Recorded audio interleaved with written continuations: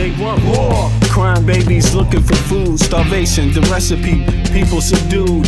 When the people you trust got it in for you. Deceit is the word of the day in every clue. Don't let it go. It's from the days of old. Time is up, but some still do not know. Can I make up my mind? Is it worth the dime? Do I have to take a minute just to make it mine? Life's never fair, but don't listen to the TV. Go out and take a listen to the streets with the people in the slums and the homeless bums with degrees and degrees sitting under a tree. It's not easy in the world for the poor man, the one that brought you to reality. See, they don't want you to know about the black sheep. Even 7 roads to the 12 families all around the globe with an ancient code. Is it really asking a lot to say a death old? Cause we sitting on the earth looking back at extinct, and I'm standing on some ground that's about to sink. I ain't scared for a minute, I ain't about to blink, but I documented for the world what I see and think. Feel we on the call and I feel we on the break. All Congress gonna do is waste paper and ink. Vote or die, you voted and you'll die. You can have it both ways, can't say it's a lie. You can march all you want, but they playing you wrong. They only understand war, it's the same old song. They want war, all they really want is a war. Diversionary tactic to make the big score. The diamonds in the morning, you know they want more, but they wanna keep you low, so they manifest the war. War, all they really want is a war. Diversionary tactic to make the big score. The diamonds in the morning, you know they want more, but they wanna keep you low, so they manifest the war. Like the lotus coming out of the mud with colors, I create envy in those with power but jealous. I unify the poor with my song, the hell with the others. Descended the way they treat indigenous brothers, cause I understand we link forever. They try to hate us even though that we keep it together. I'm not talking about controlling the air or the weather. I'm talking about maintaining the truth, the high endeavor. A rebel drops bombs in the midst of trouble. The free world counterattack and now there's double. But nature gets the shit in a way that's subtle. If you stop the machines for a minute you might hear, but they won't cause the TV's whisper in the ear. And capitalism has eyes that don't tear, and they cloud up and get crazy and won't stare. And like an ab, it's hard to get an ass to listen. Living like this is like living in prison. It's hard to keep hope when you're living in prison. The spiritual thoughts, so yes, the mental prison. The outside, yes, it's got to get through. Something's gotta die, so something here can live. Your life is nothing if you got nothing to give. Keeping the spiritual, yes, disguised as religion. Controlling your mind, the mental prison. They want war, all they really want is a war. Diversionary tactic to make the big score. The diamonds in the morning, you know they want more, but they wanna keep you low, so they manifest the war. War, all they really want is a war. Diversionary tactic to make the big score. The diamonds in the morning, you know they want more, but they wanna keep you low, so they manifest the war.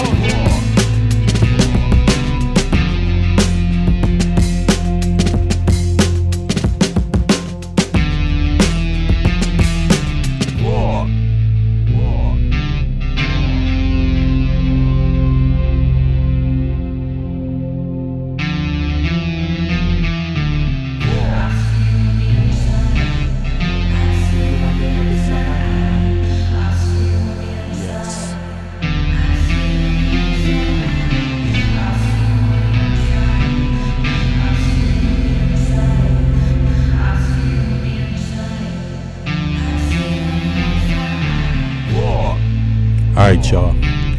Yeah, today is October 31st. It's the last day. It's the last day of the month. And let me see here. The time is 9:56 a.m. East Central European time. I'm sorry about that. Central European time. So that would be 3:57 Eastern Standard Time. NYC, East Coast USA. Yeah, we're about 6 hours ahead over here in the EU. What's up? I hope everybody's doing well. Hope everybody had a good day. Regardless of where you are in the country or where you are in the world, man, shit is wild. So we know that it ain't a good day for everybody. That's for damn sure. And it is what it is. Hopefully things will get better. We know how that works. There's power dynamics on Earth. And we know there's also treachery, man. And you know, to navigate through this wild stuff, you really got to be literate in what's going on. And my advice to people is try to be unbiased. Try to see everybody as a human being and examine human behavior. so you don't get caught up in a cycle. A cycle. And, there's a lot of people caught up in cycles, man. And what I mean by cycles is never ending bullshit. Shit that doesn't allow you to get ahead, doesn't allow you to have a fair opportunity, a fair chance. That's what a cycle does, cycle of destruction, and politics, global politics can be bad enough, local politics can be toxic enough to where I would think people would want to try anything that they can try to get ahead of whatever bullshit they are facing, wherever they are. You know what I'm saying? But my advice is try to see people as human beings. Really, because having this polar type of thing, polar opposite view, this toxic view, the view where there's no nuances, it just is all. I mean, in my view, it's tiring. It's fucking tiring. I don't get down like that, and I'm glad I don't get down like that, because I've had a beautiful life and I intend on continuing that life. And I don't want to push things away, my blessings. You know what I'm saying? So I try to remain humble and accept my blessings in any form that they come in any form. You know what I'm saying? So on that note, yeah. But as you can see, there's all kinds of wild shit. Now, I just wanted to say Trump keeps losing in court. He's losing a lot of battles in court, but he ain't. The Supreme Court seems to be the one that's the trick. You know what I'm saying? The Supreme Court seems to like military on the street. They seem to like, this kind of abuse of power, you could say. And so we're going to have to live through those days until we get a new Supreme Court. And I'm talking about USA.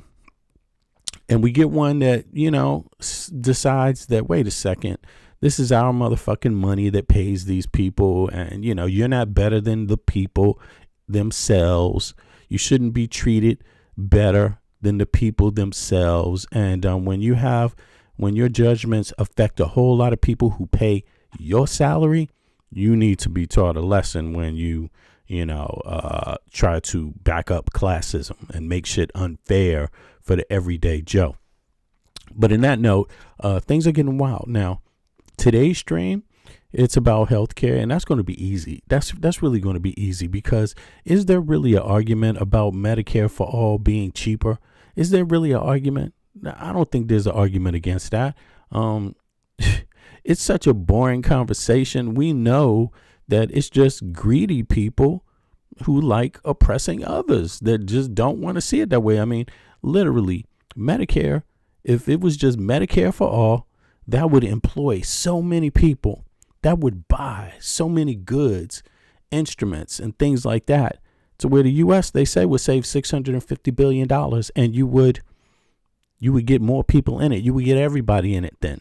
But this whole thing about who can be in it, how much you should pay this amount or that amount or blah, blah, blah. Yo, why don't we all just play a flat rate and get everybody in there? You see what I mean? I'm talking about a flat rate of taxes, right? Because, hey, 50% of your taxes in the U.S. goes to other shit that does not affect your life directly. You know what I'm saying? So, I would suggest you look into that, because the stuff that's going on in the U.S. is very close to sharecropping. That is working your ass off and not really having, doing it month to month and still not getting a fair scratch. I mean, that's sharecropping's life. I mean, sharecroppers, freedom, civil rights and all that shit, 14th Amendment, civil rights era, all of this stuff. I mean, democracy, voting, you would think it would put you a little bit ahead of that sharecropper's life. But, it is what it is. It's what people choose. People choose it through their vote. And as long as you got a population, no matter who they are, no matter what they look like, that is just, doesn't see the magic and standing up for everybody, one for all and all for one, then you're just going to continue to have this cycle. And all I can say is I'm glad I'm not in the cycle, because where I live, that kind of cycle, people not in. People past that bullshit. That's too elementary for some people to be caught up in. Who are those people? Norway. That's too elementary for Norway. They don't have nothing to do with that bullshit they doing in the U.S. That's like, hey, it's only for some people. Pay your fair share, No, they save a whole lot of billions of dollars just saying everybody have health care in Norway. You know what I mean? By the way, we was talking about this yesterday. By the way, did you know people get a percentage, get a check from that oil and shit in Norway? I mean, you could try it in the U.S. if you wanted to, but hey, people like Trump don't want to do that. You know what I'm saying? They got people working like whoosh, whoosh, whoosh. And trust me, I know because I've worked in the U.S. myself as a grown-ass man. I know how people think. I'm an American. I grew up in the U.S., born and raised, full bread, 100% corn wheat. You know what I'm saying? And I know how people can be. I know there's one party that thinks everybody should be able to get some health care, and I know there's another party that doesn't. Hey, you know what I'm saying? That's about as deep as I want to get in it. You know what I'm saying? But nonetheless, let's carry on. Now, there is some news. It's exciting news. It's crazy news out there. I'm really having fun with this because, damn, there's also a lot of gossip news out there, y'all. Did you know J.D. Vance is they saying he's going to get a divorce? Did you know that? Yeah. And look, people have been saying that. They've been saying his wife, Usha, is that her name? Usha or whatever her name is, right? J.D. Vance has a mixed ethnic family. His wife is, what's his wife's religion? Something called, I'm not too good at this. What's this religion his wife has? Let me pull this stuff up, man. Let me see here. I forget the name of it. Hindu, right? Hindu, isn't it that? Yeah. His wife is Hindu. Let me know if I'm wrong. And this man done sat up there and talked all kinds of shit, explained. I would call it he MAGA-splained, or he KKK-splained, bigot-splained. He had to explain his position to everybody else on his wife because MAGA want to know. Can you imagine this is 2025 and people want to know? They think your religion is special or some shit. They think your color is special. I would be surprised if they just didn't ask her, like, hey, J.D. Vance, what's it like to be married to a barbarian? I wouldn't be surprised because it's the same kind of shit. It's the same dumbass question. What do you think? What do you think the difference is? Why do you even want to know? Why do you even want to know what somebody's religion is? I mean, that's like wanting to know what somebody's, goddamn, play doll is. What's your play doll? What puppet do you play with at home? It's like, it's totally useless. It's pointless. Next thing you know, they're going to be asking, does Santa Claus really come down the roof on Christmas? Usher, let me tell you, Usher, answer that question. It's like these people, they just never stop. They just never stop. By the way, hit the subscribe button because I'm going into subscriber mode in a minute. And click the like button also. Please do that. But we're going to review how I would also say, I would say he mansplained, but he ain't even mansplained, y'all, because he ain't a man. J.D. Vance ain't a man. Wouldn't spend a moment sitting up there explaining none of that bullshit the way he did. You could see, like, damn, dude, how could you, what? And you know what? I blame her for marrying his ass. Like, this is your husband. Don't have me defending your ass. You the one that married him and had kids with him. Like, god damn, this is the best he got for you.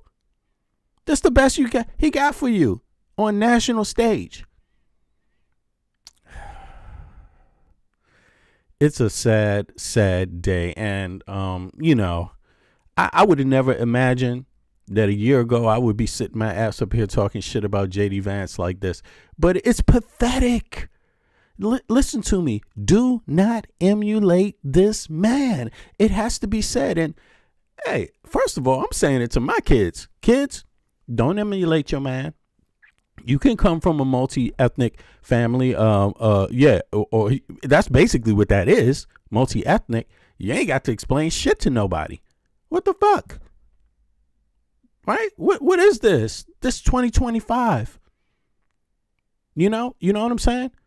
If people don't like it, fuck off. Like, why haven't you figured out that it's not really there's nothing to it. There's no difference. All it is a little extra spice here and there, and just flip a few things around, throw a smiley face on one thing and throw a sad face on another, and then you got it.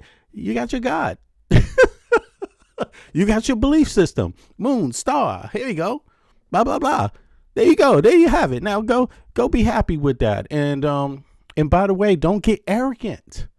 Don't get arrogant with your shit, with your made up stuff. Be happy you have it. Be happy you could make some, costumes and dance around in it and have some pride in it. But don't get arrogant with it. It's no better than anybody else's. In fact, it's imaginary. You see what I'm saying? It's what human beings do to comfort themselves. That don't make it real. That doesn't make it real.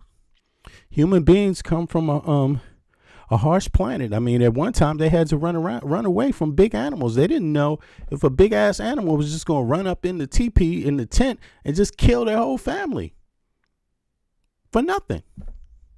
You know what I mean? That's where human beings come from. You see, so human beings got a lot of psychological dilemmas to them and shit. And, and we make up things to make ourselves feel comfortable, just like we make homes. You know what I'm saying? Just like we war to get control over the water. It ain't no different. People are all the same. People are still acting like people from 100,000 years ago today. It may look a little different, but a lot of this petty shit you see, look at MAGA. They act like fucking barbarians, the way they think. Yeah. Look at the question. What's it like, JD Vance, to grow up in a house with it? She's not Christian. What the fuck?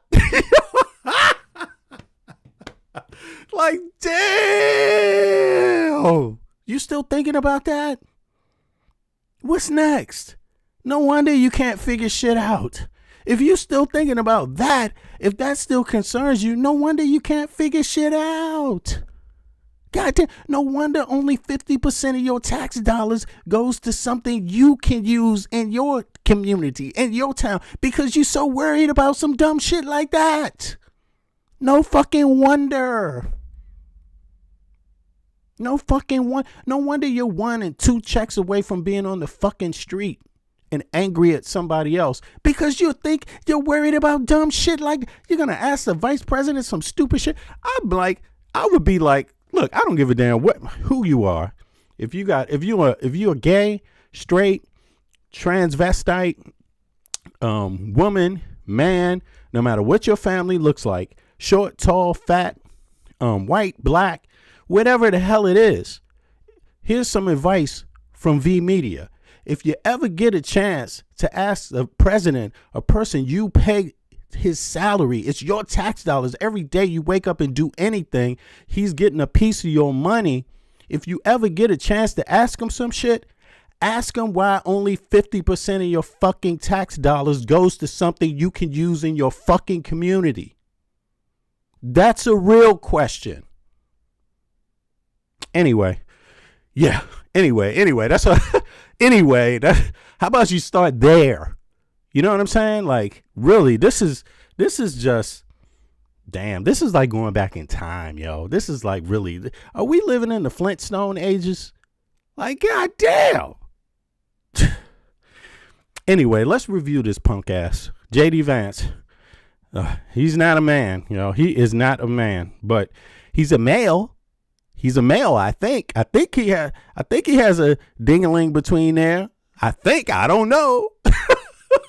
I don't know. He's a male, I heard reportedly, but a man? Hell fucking no. This is not what a man does, yo. But let's listen. I think it's pretty exciting, by the way. Some of the shit is exciting, but come on.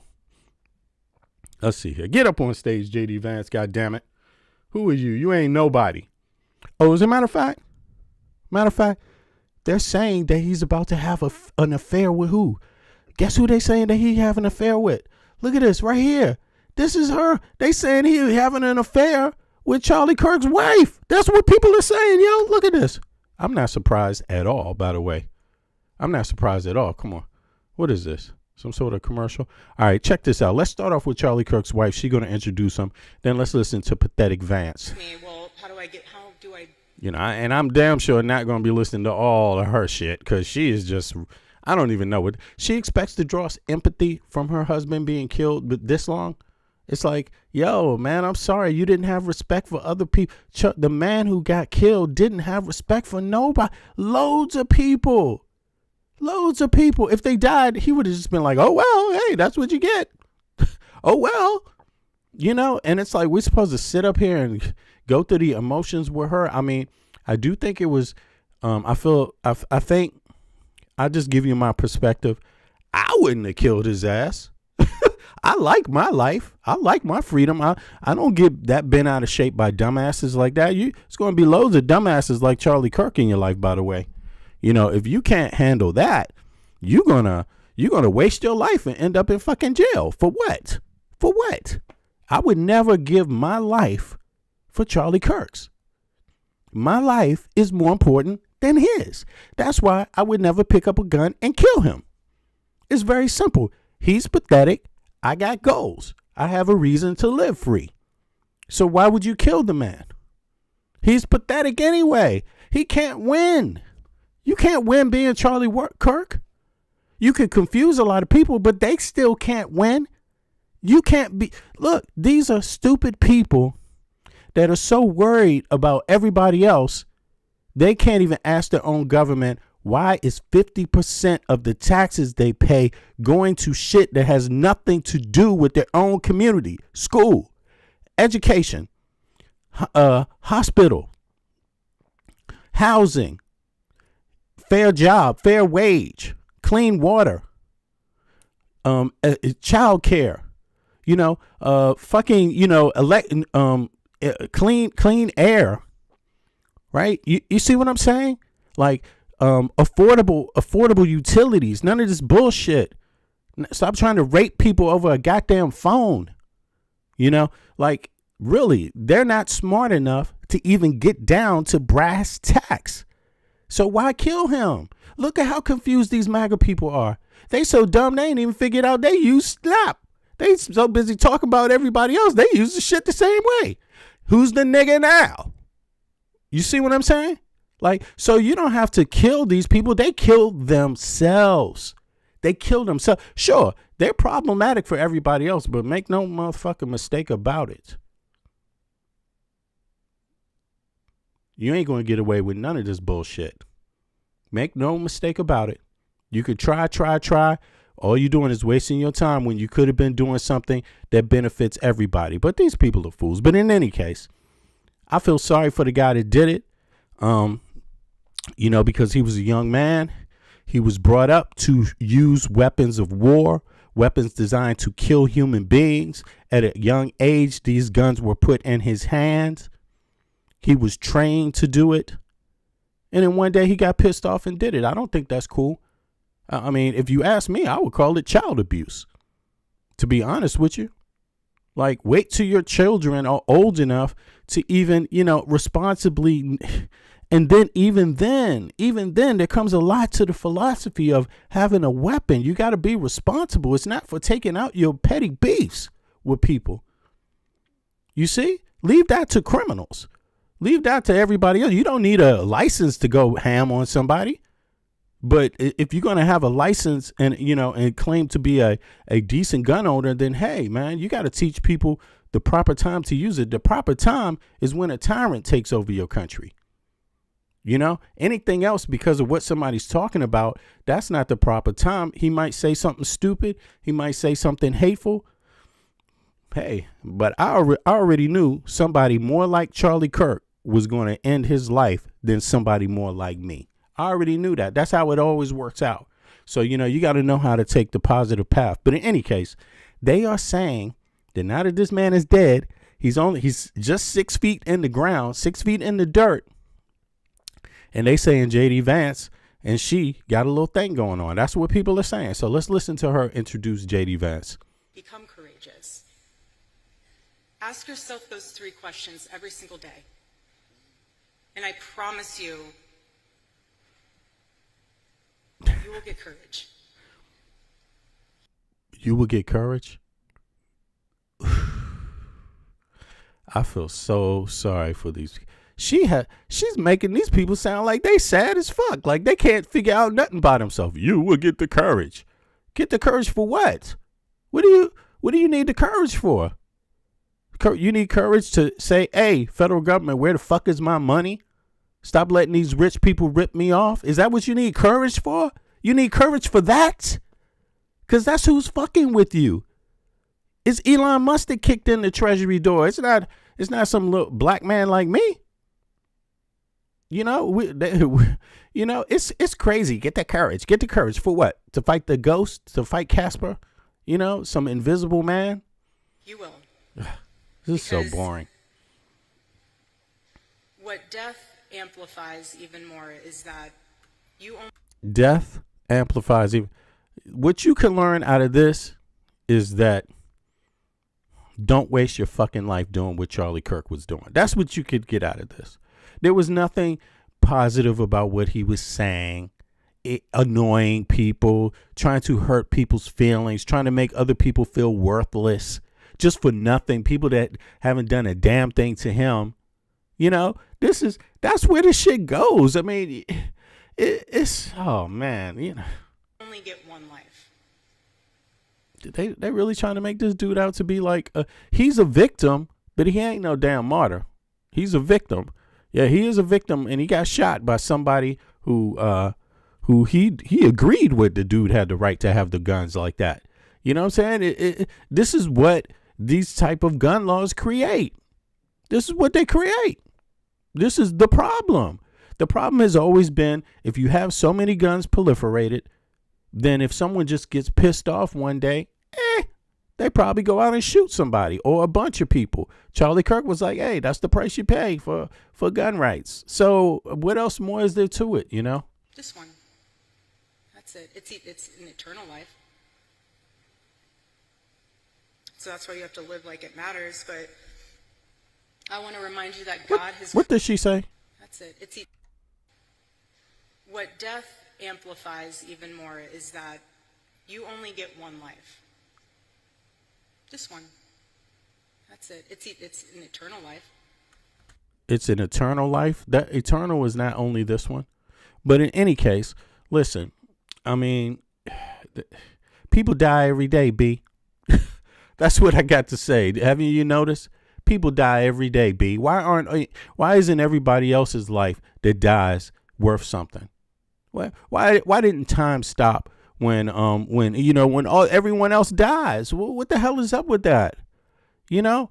And it's just so weird. You know, she's up here preaching. She's obviously has her own philosophy on her. I don't know what form of Christianity she practices. And I'm not dissing anybody's religion, but I do know that there's a whole lot of different forms of Christianity and they don't all agree on anything, you know? So I just don't even bother to even want to know really, you know, myself. And that's the same for everybody's religion. I don't bother to even want to know. I don't care. I'm not even interested.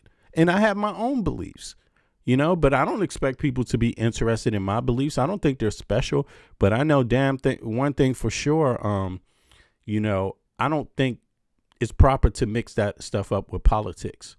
You know, I don't think it's proper to mix religion up with politics at all. I don't think it makes any sense at all, you know. And I would think the Dark Ages would have taught some people that lesson. You know what I'm saying? But because there was a lot of wars over this kind of stuff, you know what I'm saying? Different religious groups, Christians fighting other Christians even. You know what I'm saying? Christians persecuting other Christians. You know what I mean? And then on and on to a whole bunch of other shit too. You know, but this is her moment. This is what she wants to do with that moment, you know, kind of philosophize about life and death. I mean, me, myself, I think you're a part of the universe. You die and you come back somehow. You're still here. Your energy in some form, in some way, shape or form, you're here, which is what, but you may not, other people may not know it, but I do believe in a soul myself. But my whole thing is treat people how you want to be treated. You know, make the most out of your life here because nothing is promised. do your best so you don't have to worry, so you don't end up being one of these people on your deathbed that's like, damn, man, oh, fuck, I didn't do the right thing. I didn't even try to do the right thing. You don't want to be one of those people. Trust me, I know. You don't want to be. You don't want to be a person who could have done better, who could have cared more, who could have been nicer, who could have been a little more understanding on your deathbed with all those things flashing back in your mind. You don't want to be. And I would just say Charlie Kirk is lucky because he went out with a bang, just pow. He didn't even have time to think about the shit he was up to. But I tell you, with all those things that he said, if he just was to happen to get sick and die slow and know that it was terminal, he'd be thinking about all those fucked up things he said. And he might even become the nicest person on earth all of a sudden. So that's why you have to live like it matters. But I want to remind you that God has created you for greatness, not for some empty words. What is great? What is great? You know what I'm saying? You know, tomato, tomato. What's great to one person is nothing to another. You know, so what? He created you to be great. God created everybody to be great. Where have we gotten with that? Yeah, we know that. He created Trump to be great too. And so what? Okay? The person that killed Charlie Kirk, God created that person to be great also. What is this? You know, they're wasting these kids' time, man, for real. This is a waste of time. This is like self-grandizing. You know what I'm saying? Like, yo, just do something better. Do something better. You know, I just, man. It's lifeless. You won't have my ass here at this thing. You won't have me at this place showing up. And the question isn't how long you're going to live. It's what are you going to do with your life in the time that she's making some revelations people should have made 15 years ago. You know? It's like she's just thinking about this now, like, and you know the question that, wow, that's really insightful. That's a deep thought. You don't say. The Lord has blessed you with. What are you going to do with that? I know what I'm going to do. I'm going to bitch about Democrats. I'm going to bitch about immigrants, right? I'm going to talk about 1776 and how the founding fathers, how they had nothing to do with you. Nobody else. It's only us. Only us. Nobody else was here. We did this all by ourselves. Is that what she talking about? Do something great like that? Okay.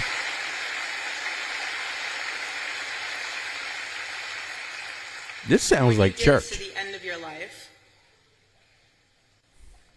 Are you still wearing enough? End of your goddamn life. Here we go again. Okay. Woo. This is crazy, man.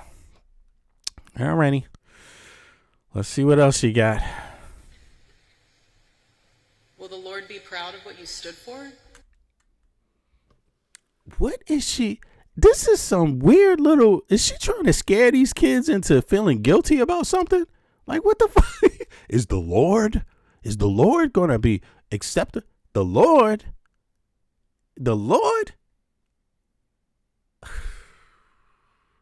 I don't know. This is cult stuff. This is cult stuff for real. Will you be able to say that you ran the race, that you fought the good fight? Look, why not just have a relationship with yourself? Will you be satisfied with your choices? You, the person. What the hell is like? Will the Lord be satisfied with? Who the fuck is the Lord, yo? I'm sorry, but where is he? What are they talking about?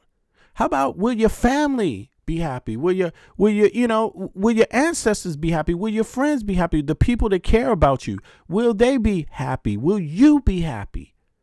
You know what I'm saying? That's why this is like a total disconnect from the things that matter, that should matter to you. You know what I mean? I mean, this is just how I see it. I live my life the way I live my life, and I remember the ones of my friends that passed away, that are dead. I live my life for them. I also live it for my ancestors, my grandparents, my family members. You see what I mean? I also live my life for my kids. You see what I mean? And I also live my life for my friends. You see what I'm saying? And my community. They matter too. They matter more because I see their pain. I see their eyes. I see their tears. I see their hard times, their good times, their laughter, their issues. You know, and then they just transpose all of this shit to somebody you never get to see. The Lord. Will the Lord be happy? I'm not trying to diss anybody's religion. I know all Christians don't talk like her. All Christians don't even believe in talking like her. You know what I mean? But this is that funny stuff here.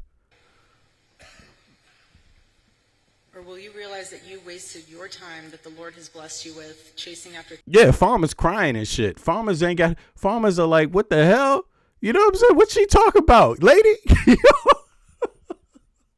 things that didn't even matter? People about to lose snap and she talk about the Lord and shit. What the hell? What the? Damn, she must be doing real well.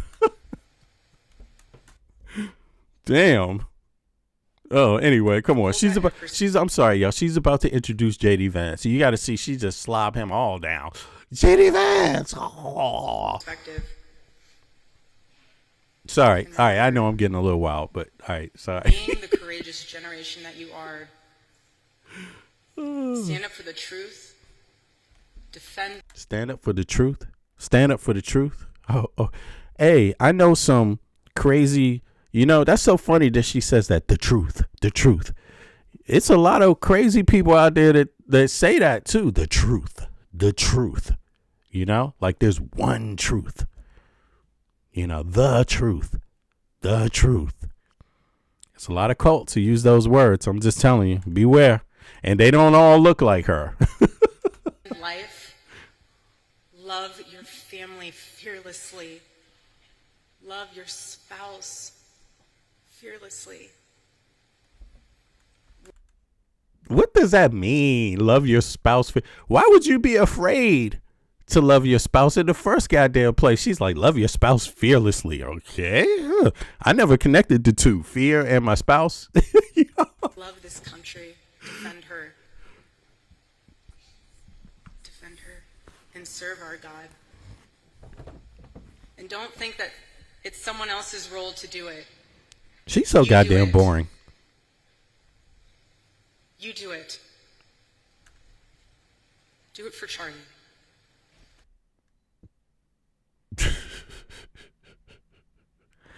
That is not inspiring at all. I'm just going, I would really love to give her some pointers, but people ain't going to do nothing for Charlie. Yo, not when you say it like that. You got to be better. You got to be a better speaker. You know, you got to, this whole like passe kind of, you know, passive aggressive thing, like just I'm sad today and do it for Charlie. That's not enough.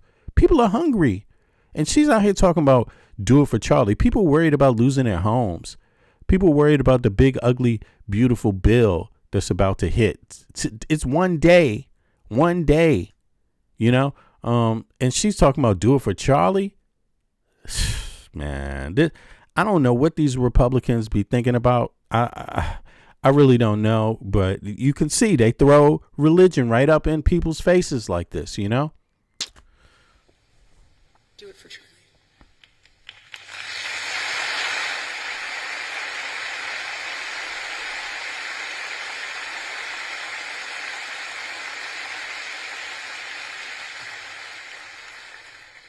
And I am tremendously blessed and honored tonight to be able to introduce to you a very, very dear friend and his wife. They are incredible. Here we come. And I see no one will ever replace my husband. No. But I do see some similarities of my husband in JD. That sounds very suspect. Like, why do you have to tell people no one will ever replace your husband? What is, that's weird. What the hell? I mean, to me, this is only shit you say when when you thinking about dating another dude. You know what I'm saying? Like, and I'm not saying there's anything wrong with that. She could date whoever the hell she wants. It's not my business. Not my business at all. I'm not judging her, right, for her whatever she does. I don't even care. You know, I can give my critique, but all this personal shit about her, you know, but she's saying it herself. Listen to this. Wife, they are incredible. Let's hear it. Sorry.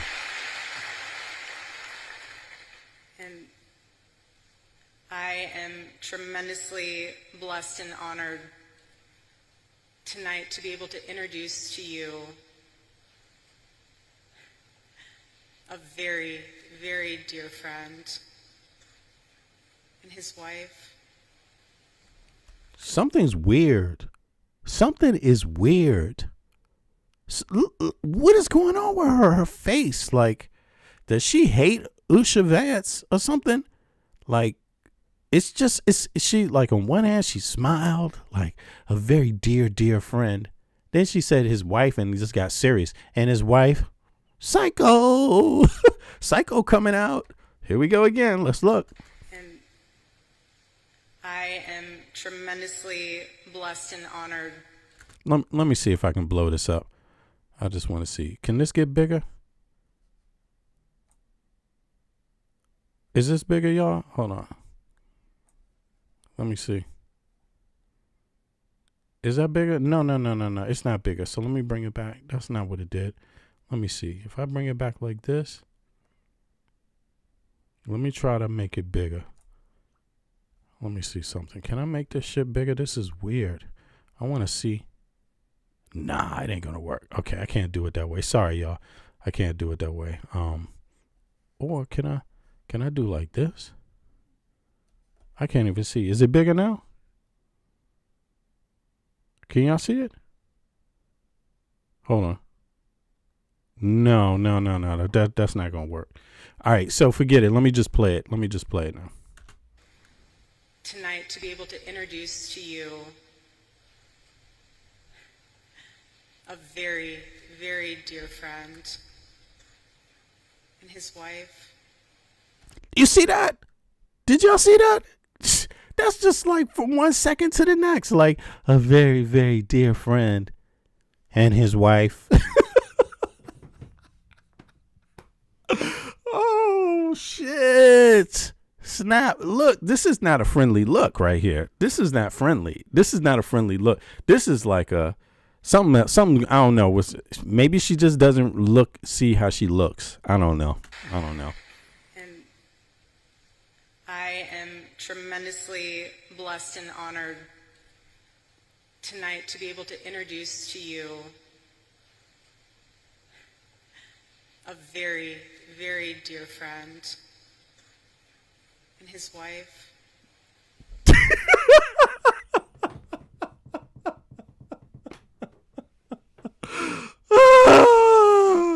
Wow, that was a really great introduction. All right, here we go. On with the show, y'all.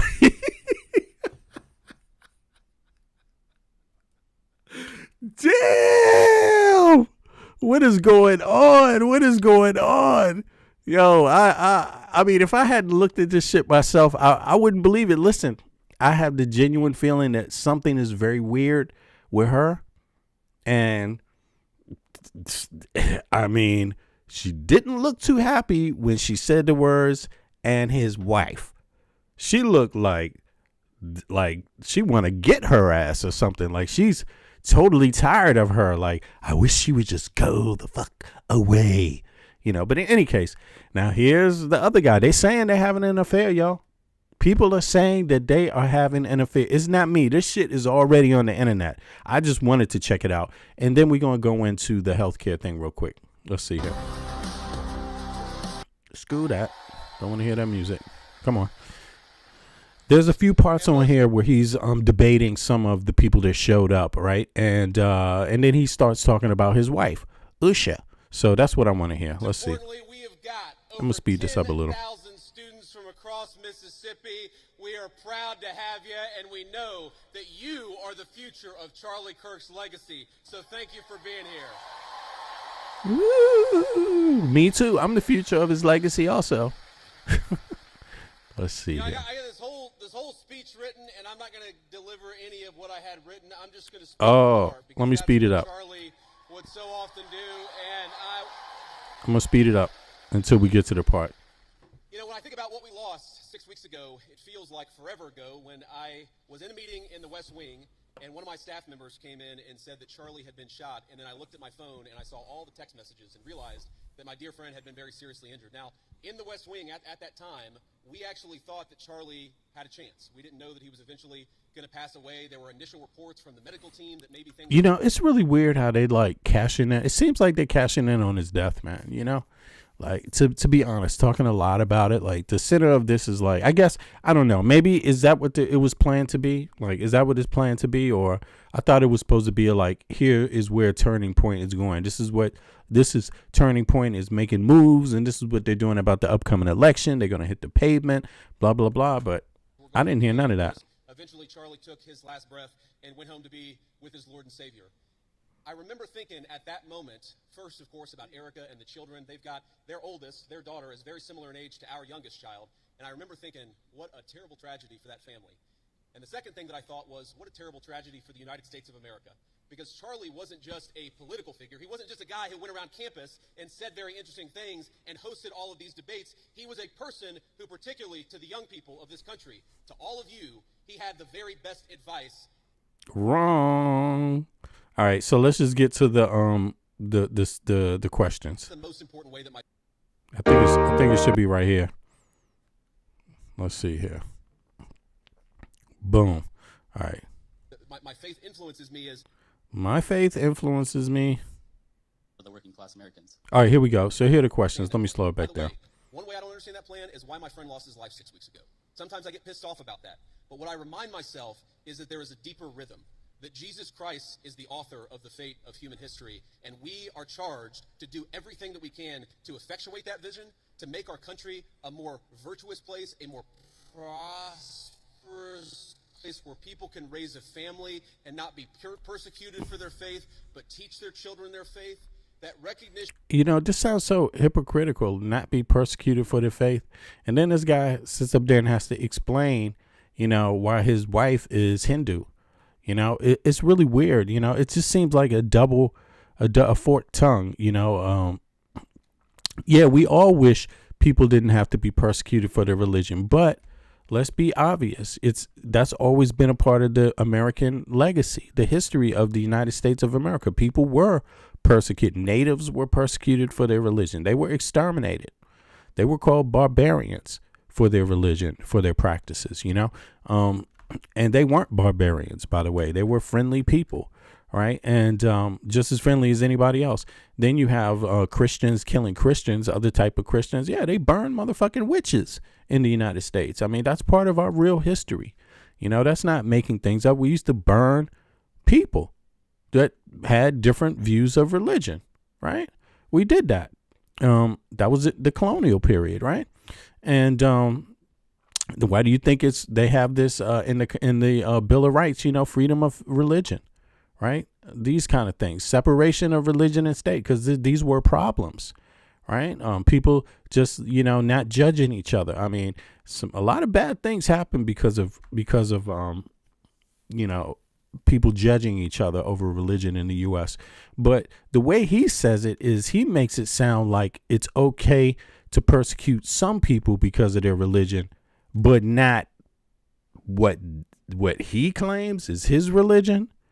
Really, I mean, if you ask me, J.D. Vance is basically a Nazi trying to get people to be, trying to bring back to life this Christianized Nazi hate type of, theology where you are above all other people on the, human scale, things like that. And only you under this banner did great things to contribute to any society today, to human society, to Western society, these kind of things. And I would like to say this: there are Muslims that believe stuff like that too. that I believe they take it too far. Some Muslims take this shit too far. You know what I'm saying? I don't think it's special to Christianity. I don't think it's special to Islam.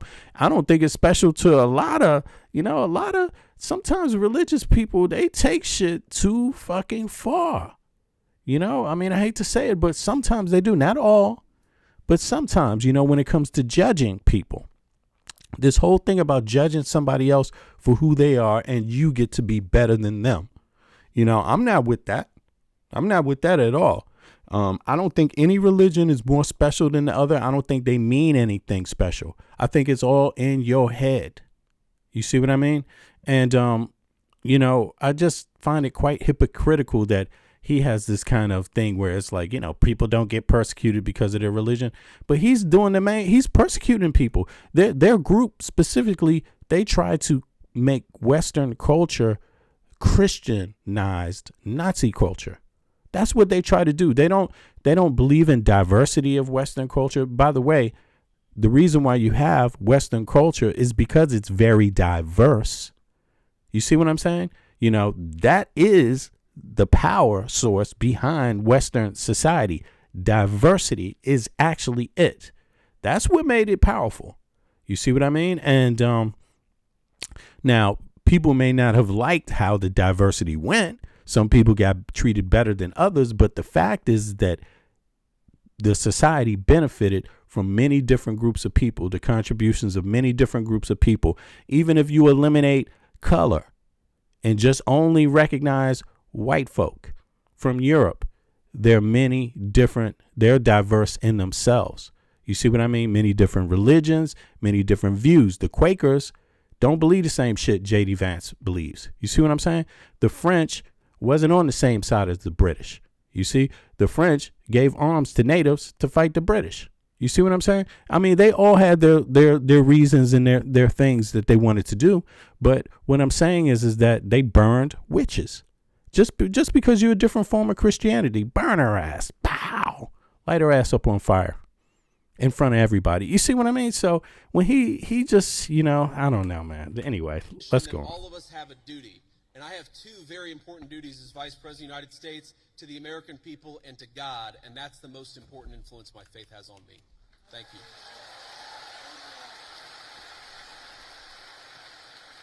How about to humanity?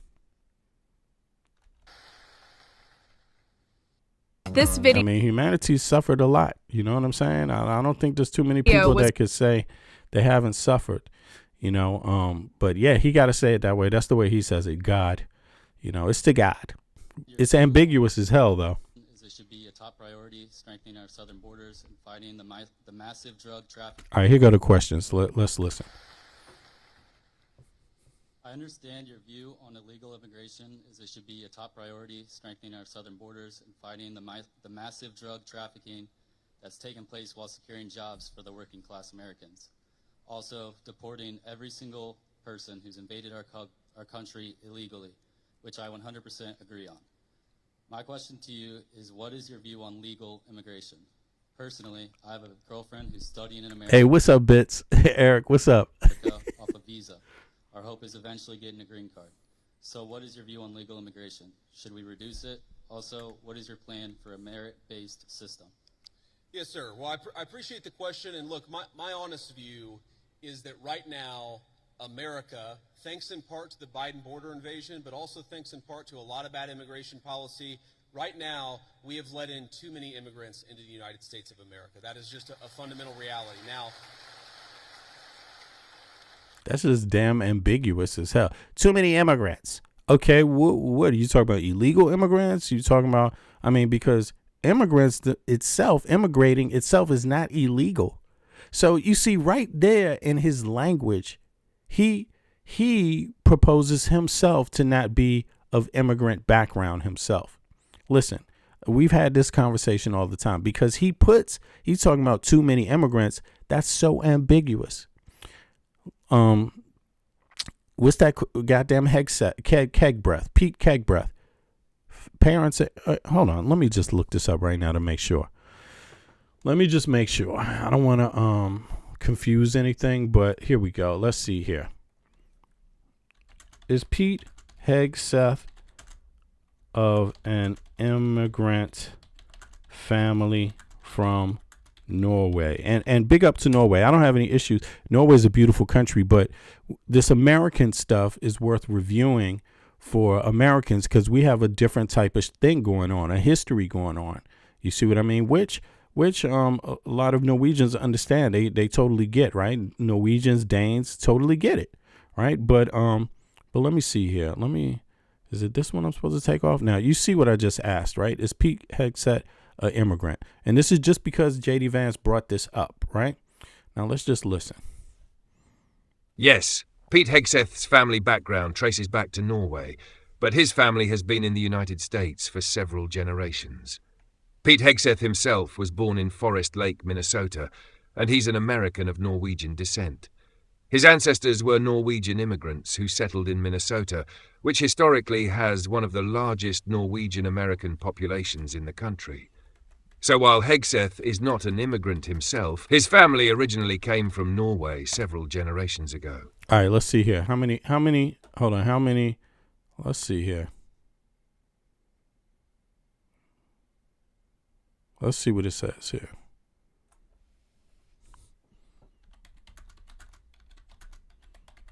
It's the same thing with Trump grandparents. You know what I mean? Okay, so hold on. It says his grandparents were born in. Okay, shit, damn, did I get that wrong? But let's see. So how many? Well, it says the 1900s. So this is good. This is good to know. Look, 1825. Okay, roughly Norwegians immigrated to the United States between 1825 and 1920. Okay, so look, let's just be honest. That's not 1776, right? And let's be honest. You know, people migrating to the United States happened a lot earlier than this as well. So let me see here. Was this after the Civil War? Just to be clear. Yes, this is after the Civil War. And I usually use the Civil War as a time period, you know, because let's be honest, people had to shed blood for the Civil War. People had to shed blood for the War of Independence. You know, and I personally believe that there's a lot of these right wingers that talk about this stuff and they belittle other people who were here in the United States of America, whose families have fought in the War of Independence and the Civil War. So that's the only reason why I'm bringing it up. But yeah, it says it's his great great grandparents. OK, so it's not his grandparents, but it's his great grandparents. OK, so in other words, I lived, you know, my great great grandmother lived to be 100 years old. I was like 5 years old, 6 years old when she died. She was born on a slave plantation. You see what I'm saying? So that's within my lifetime.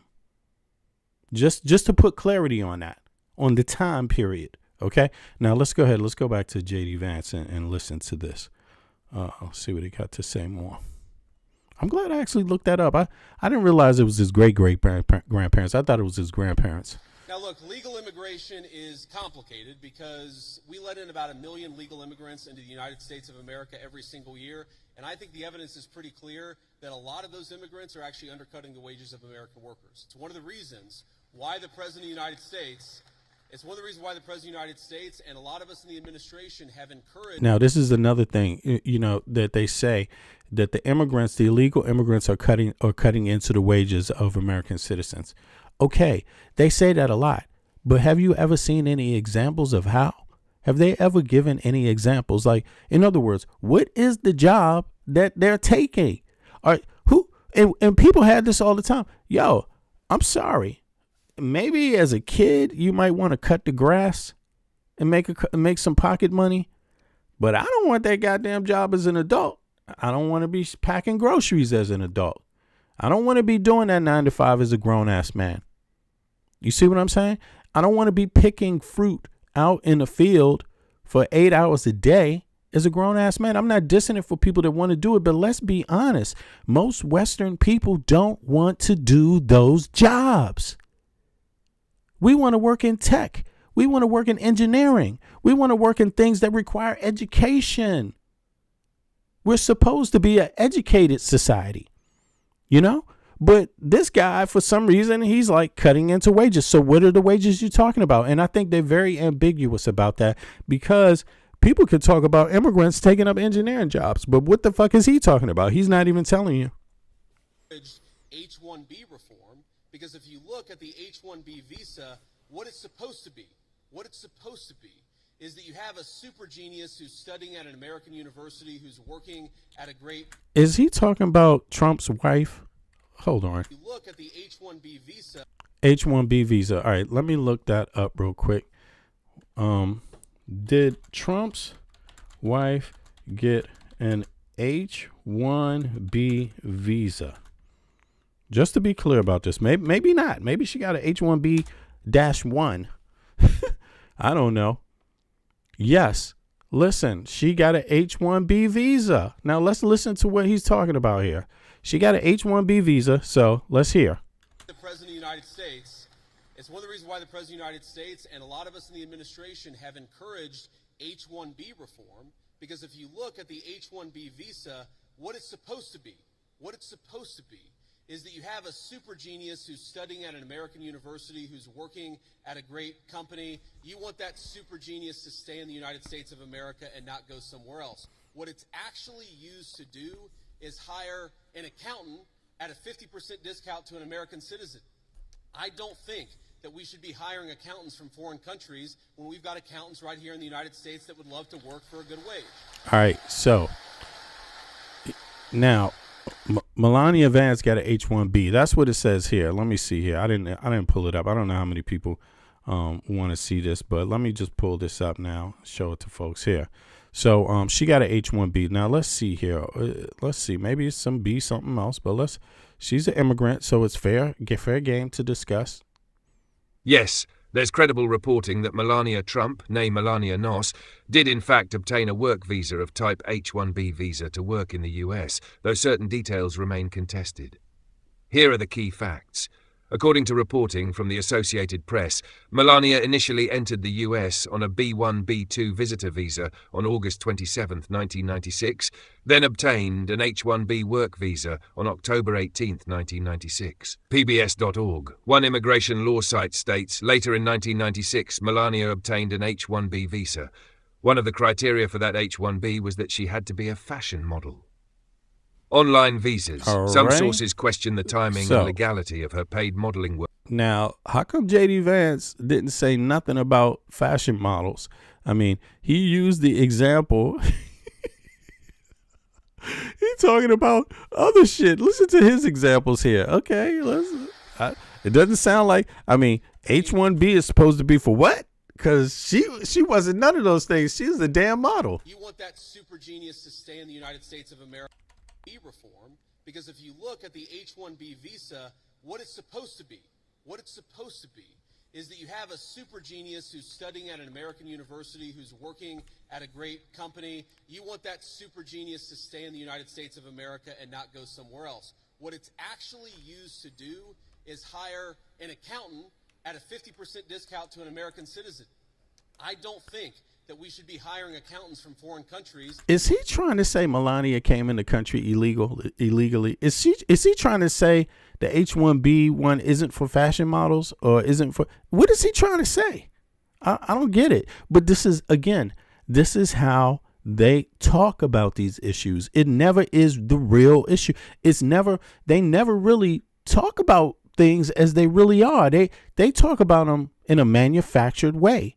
To politicize it for one point, for one thing, and that is to rain down on certain ethnicities.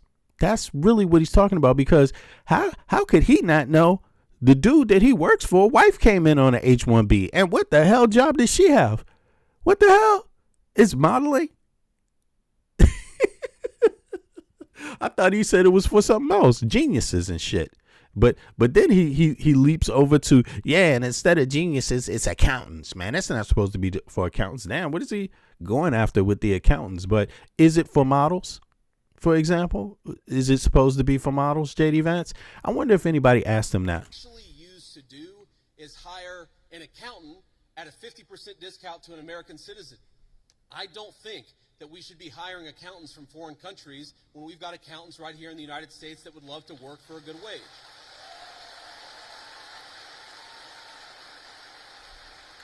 Hey, do me a favor, click the like button, y'all. Now, you asked about, I think, your girlfriend, you said, and I obviously don't know the full details about your situation, but my view is, look, there are people who want to come to the United States of America, and some of them, I'm sure, can enrich the United States of America by coming here, but we have got to get our overall numbers way, way down. Yo, there's geniuses in the science and engineering community because of Trump's aggressive thing of stopping funding for a lot of programs that Americans in different fields, medicine, engineering, things like this benefit from, science benefit from. They're leaving the U.S. right now, man. They're going to Europe, and you could be like, "Who? So what? Go then." Yeah, but listen, it's always been like this: the scramble for the intellect, around the world. And it looks to me like the U.S. is about to have a brain dump. And what happens after a brain dump? Hard times usually, because now someone else takes the lead in science, and of course, since someone else is taking the lead in science, they're going to take the proceeds in it too. They're going to benefit from being the first, so. Too many people have come into the United States of America. I am married to the daughter of immigrants who came to the United States in the 1980s. I do believe that some immigrants, many immigrants do in fact enrich the United States of America. But here's the problem. We don't even know how many illegal aliens we have. We don't even know. The best guess is probably 25, 30 million people. I've heard estimates as high as 50 million. Look, he's acting like that's some special thing. We don't even know how many. Yeah. I mean, how would you know who's illegal? How would you know? How can you ever know how many illegal immigrants you have? Now, how could you really know how many? You could estimate at best, but how could you really know? Do you have the funding to find out? So you're going to have somebody standing in front of every single person's house. There's 350 million Americans. So what are you going to say? You're going to have 150 million immigration officers just standing on, splitting up each block, standing around to just check everybody all in one day, 2 days, 3, all in 1 week. Everybody just check. And then how are you going to remember who's legal and who's not? You're going to check them again? He's like, we don't even know how many. Wow, that's a real great thing to say that you want to find out, because that's a never ending battle to find out. You'll never be finished counting people. Of course, you will be counting very few illegals, just like they're doing right now. Because people move around, they don't just stand still. You see what I mean? And this guy, they throw everything down this illegal.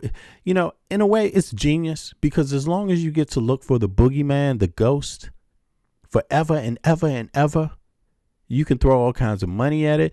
There's never any, no one can ever say they want some, facts, some accountability. They will never say, we only had this many, so it must not be that many left. No, they will always say, because we need more funding. We need more funding. Really, This illegal immigrant shit is really about oppressing American citizens, like harassing American citizens. At the end of the day, American citizens are going to have to bear the brunt of being checked all the fucking time, stopped all the fucking time. And it's really just going to be Democrats, by the way. Democratic cities are going to have to bear the brunt all the time. You will never know how many illegal immigrants live in red states, because they're not sending ICE to these states. That's not even the point. The point is really to harass blue states, and hope that people don't go vote because they're tired of being harassed. When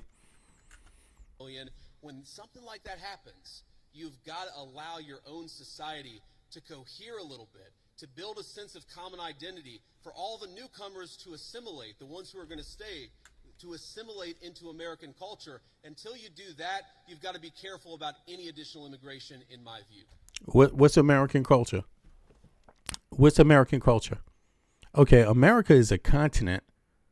So what's American culture? That's the funny thing. I don't really know what this guy's talking about when he says it. I would be better if he just said, look, I don't want Muslims coming here. I would be able to understand what he means when he says it like that. Right. But they don't say it like that. They don't say it like that. They're actually, Mexicans are Christians.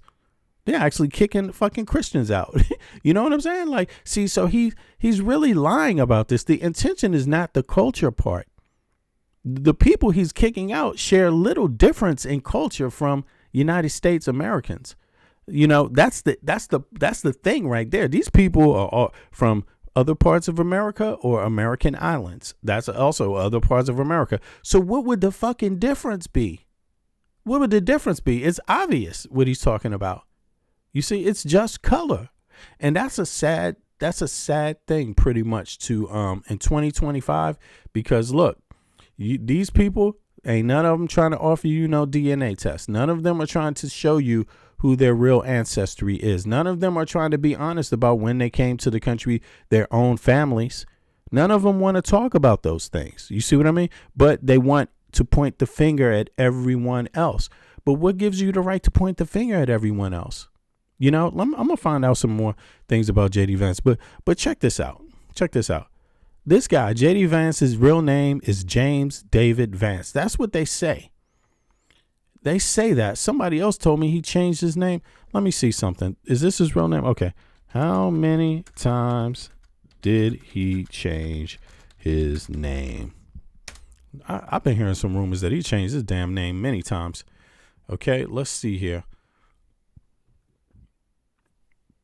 Oh, he changed his name after a marriage or something? I don't know. What does it say here?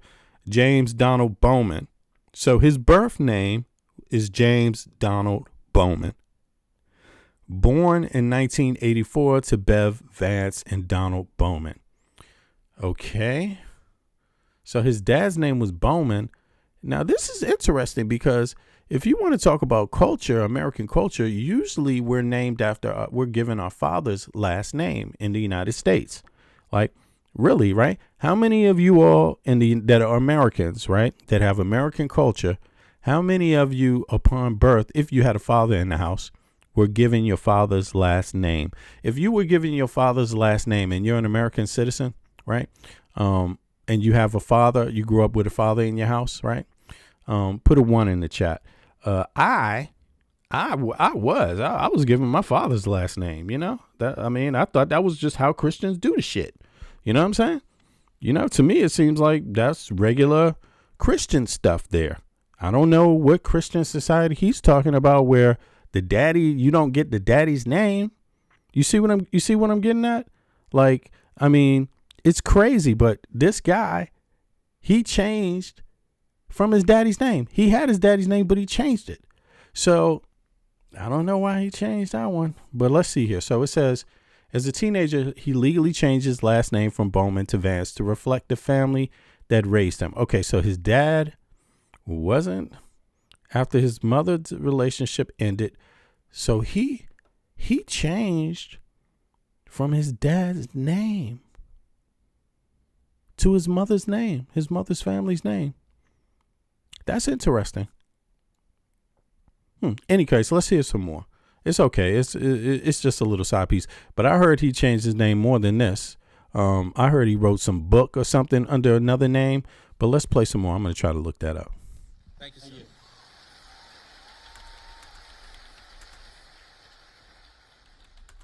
Hello.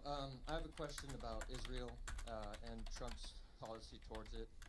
Do you think it's a conflict of interest for Miriam Adelson, an Israeli donor, to give millions of dollars to his campaign and then Trump have pro-Israeli policies? Well, if you're asking, do I think the President of the United States has a conflict of interest? No, I do not, because I know how the President of the United States makes his decisions, and I see it behind the scenes. Now, as the President himself has said, Miriam Adelson... Let me hear that question again. Trump, do you think it's a conflict of interest for Miriam Adelson, an Israeli donor, to give millions of dollars to his campaign and then Trump have pro-Israeli policies? Okay. Right. Now, I want to know what you all think in the chat about that question. Like, do you think it's a conflict of interest? Do you think Trump switched his campaign stance when it comes to Israel? Do you think, I know MAGA is split. First of all, there's a lot of MAGA people that hate Jews flat out. Right now, I'm not saying that has something to do with Israelis. I'm talking about American ones. They talk about it all the time. There's this big trope that the Jews control the world, and that's a MAGA thing. That's a MAGA thing. They talked about it a lot during the election time. It's one of the reasons why they didn't like Kamala Harris, because her husband's Jewish. You see, as you know, this is something where they kind of cross correlate between Christian nationalists and Islamic extremists. You could say Christian extremists and Islamic extremists. They both kind of share. I'm saying extremists, not just, Muslims or Christians, but they both kind of share that thing. And I've been seeing that MAGA's kind of split over this, but let me know what you think. I mean, is that a contradiction for Trump to support? Do you think Trump should support Israel? And for whatever reason, I mean, yeah, for me, I think it's wrong, but I think it's wrong because of different reasons.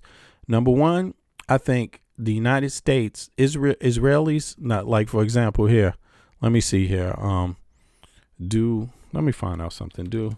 I've heard this, but I've never really looked it up. Do Israelis have universal health care and education?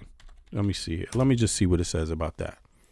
Okay, so it says Israelis, in case people want to know, they have universal health care, right? And they have healthcare and publicly funded education. Now let's just listen to what it says real quick. Yes, Israel provides both universal healthcare and publicly funded education, though each system has some private options as well. Here's how each works. Universal healthcare in Israel, established by law, the National Health Insurance Law of 1995, guarantees universal healthcare coverage for every Israeli citizen and permanent resident. How it works. Every resident must join one of 4 non-profit health funds, Kupot Holim, Klalit, Maccabi, Medet, or Lumit. These funds provide a comprehensive package of medical services, the health basket, including hospital care, primary care, maternity and emergency services. It's financed through a health tax, a payroll-based contribution and government funding. Right. Private. So it's actually similar to Denmark. Denmark has public and private, and but they paid for by the public funds. You know what I mean? Now the hospital is like this. Everybody that's part of the public system, if the public system can't fix your problem fast enough, then you use the same private hospital and the government funds it. The same funds fund that, right? Private education is the same way. Denmark doesn't believe in this exclusive stuff, right? So you have private education just so you can make sure that there's opportunities for other people to do it theoretically the way they think works best. However, they have to accept, they have to follow a certain set of rules too, and they also have to they have to accept some people that maybe can't afford the private one right out, and that's subsidized by the government as well. So just so folks kind of get an understanding of that, it seems like Israel's the same thing. Now, me personally, I feel like us United States citizens have really supported Israel a lot, but I think it's a contradiction when we're supporting other people that have this and we don't. My issue is not the ideological stuff. Now, I mean, traditionally, it's not the ideological thing.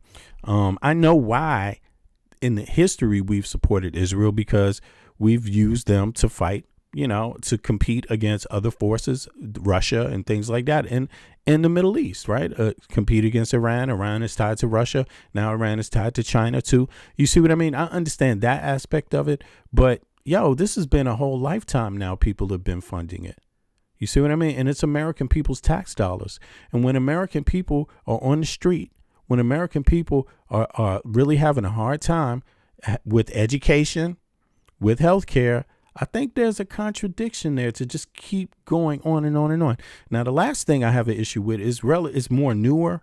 Even though it's been persisting for some time, it's just that, I can't be down with killing these kids.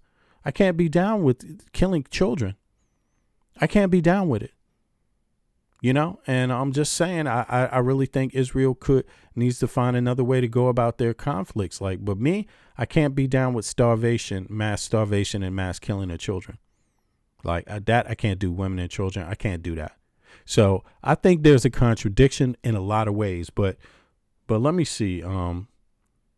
Look, somebody said it would be crazy. It would be crazy expensive for the U.S. to have mandatory military service. Mandatory military service? I don't know about that. You think it would be crazy expensive? I don't know if it's mandatory. I get what you're saying. If everybody had to do it, I don't know. But personally, I think the U.S. should pull the straw. That's what they do in Denmark. I think you pull the straw, and I think the straw should be pulled for everybody, men and women. And if you happen to pull the short straw, well, then you have to go for 4 years or 2 years or something like that. Maybe 4 years because the training might take a year, 6 months, something like that. But that's what I think they should do, and I think people benefit a lot from service. I think you learn skills. The military could be an opportunity to learn skills. But let me see here. Tech Tiger says Israel has it, and you're paying for it, and so we. Yeah, that's what I'm saying. That I have an issue with that. You see what I mean? I just don't understand that. Right? I don't understand that part. That's my primary issue right there. We won't even. Who said this? We won't even get that via VA without a lot of fights. I think, and I'm just saying, there could be a lot of issues why some people want to believe in supporting Israel and things like that. And I understand that. There's a lot of reasons why people say no, because of the war, the constant conflict, the taking the land, expansion, regardless of whatever the excuses are, they're not down with that. I can understand that too. But for me, I think those debates go on and on and on and on and on. I want the shorter debate. I want the shit. How come American citizens can't get the same treatment? That's all I'm saying. It's our money and we're giving it to other people. Why can't we get the same treatment? That's what I'm saying, Yeah, I see. Oh, Jesper says Hamas used children as a meat shields. Stop ignoring the facts. Is Israel versus legit terror? Well, I mean, I'm not saying that there's not a lot of dynamics to it, but, the bottom line is what you have to understand something. If you're Israeli, if I was you, I would be advocating for American citizens to have universal health care and universal education, just the same as Israelis have, if you need the support, because people can only support you no matter what the thing is, as long as they can stay alive, my friend. So I think you should think about that, but thanks for the cash out. But I hear your point. I'm not saying that's why I try not to take sides in this, because again, my perspective is that the real underlying issue is really trade, and it's really a trade war. And it's an issue that Russia has sold weapons to many groups, Hamas, Hezbollah, Iran, to support a conflict against Israel, because obviously, some of them don't want Israel there at all, right? But then they would say that Israel kept taking land, and because Israel's taking land, this is why they feel that way. So it always goes on and on and on. Now, would you say, Jesper, would you say Israel is on occupied land? Would you say Israel has occupied land that it shouldn't have? Would you say that? Because if you would say, I think that's worth asking also. You see what I mean? And again, I don't want to be involved. Listen, I know people that have family members on both sides. My neighbor has family members literally on both sides. And I think all groups, Palestinians and Israelis, need to start thinking about those people too. And I think people from the outside need to think about that also. Let's not pick one or the other. Let's not do that. You know what I mean? If we're not Palestinian and you're not Israeli, why pick one over the other, man? I don't have any beef with Palestinians. I believe every human being should have equal right. And I don't have beef with what I could say Israeli people, but the government seems to be not following some basic rules. And I don't think when you're the one that has the advantage, not following the rules is a good way to end the conflict. I think there's some responsibility there, but again, there's people. I think people that say Israel shouldn't exist. That's not a wise way to get them to disarm. or, you know, and I think that Israelis, if you want peace, then it starts with how you treat your neighbors too. I think you got some advantage there. And I think that there's been I've heard too many reports about also American forces, private militia, private forces. I don't know if they're Blackwater or whatever they're called there. Actually, you know, this food going out, food that is collected from around the world for the kids and the women, the people that are non-combatants, being issued the food, having the food there, and then just shooting at kids after they go pick up the food. You know, like I've heard of some crimes, you know, and I just think this battle has gone on long because most of the people on either side, outside of Israel and Palestine, well, how can I say this? I believe there's a lot of forces that are in it for other reasons, that they just don't give a fuck about Palestinians. That's what I think. I believe there's way more people on both sides that don't give a damn about Palestinians suffering. And but I think I really do believe Israel has to know that. You know, Israel supported Hamas at one time. So just so people know this, like, did Israel support? I didn't even think to talk about this, but did Israel support Hamas at one time? I believe they did. They supported them, I believe, economically. Yes, it says it right here. Y'all, this is, I mean, you know, this thing has gone along. I don't think there's any clear, I'm not into blaming either side. I don't think that's how you're going to get a solution. And I just think people that try to take one side or the other extreme sides, it's just keeping it going on. And, you know, but here. Yes, Israel indirectly supported Hamas in its early years, though the relationship was complex and tactical rather than an endorsement of ideology. Here's the context. 1. Origins of Hamas. Hamas was founded in 1987 during the First Intifada as an offshoot of the Muslim Brotherhood in Gaza. Its original mission combined social services, schools, hospitals, charities with political activism and resistance against Israel. Israel's early tactics. In the 1970s, 1980s, Israel allowed and even tolerated some of the Muslim Brotherhood's social and charitable activities in Gaza. The reasoning: Israel saw Islamist groups as a counterweight to the secular Palestinian Liberation Organization, PLO, and Fatah, which were the main armed resistance groups at the time. Supporting or allowing Hamas-related institutions weakened the influence of Fatah in Gaza. 3. Indirect support.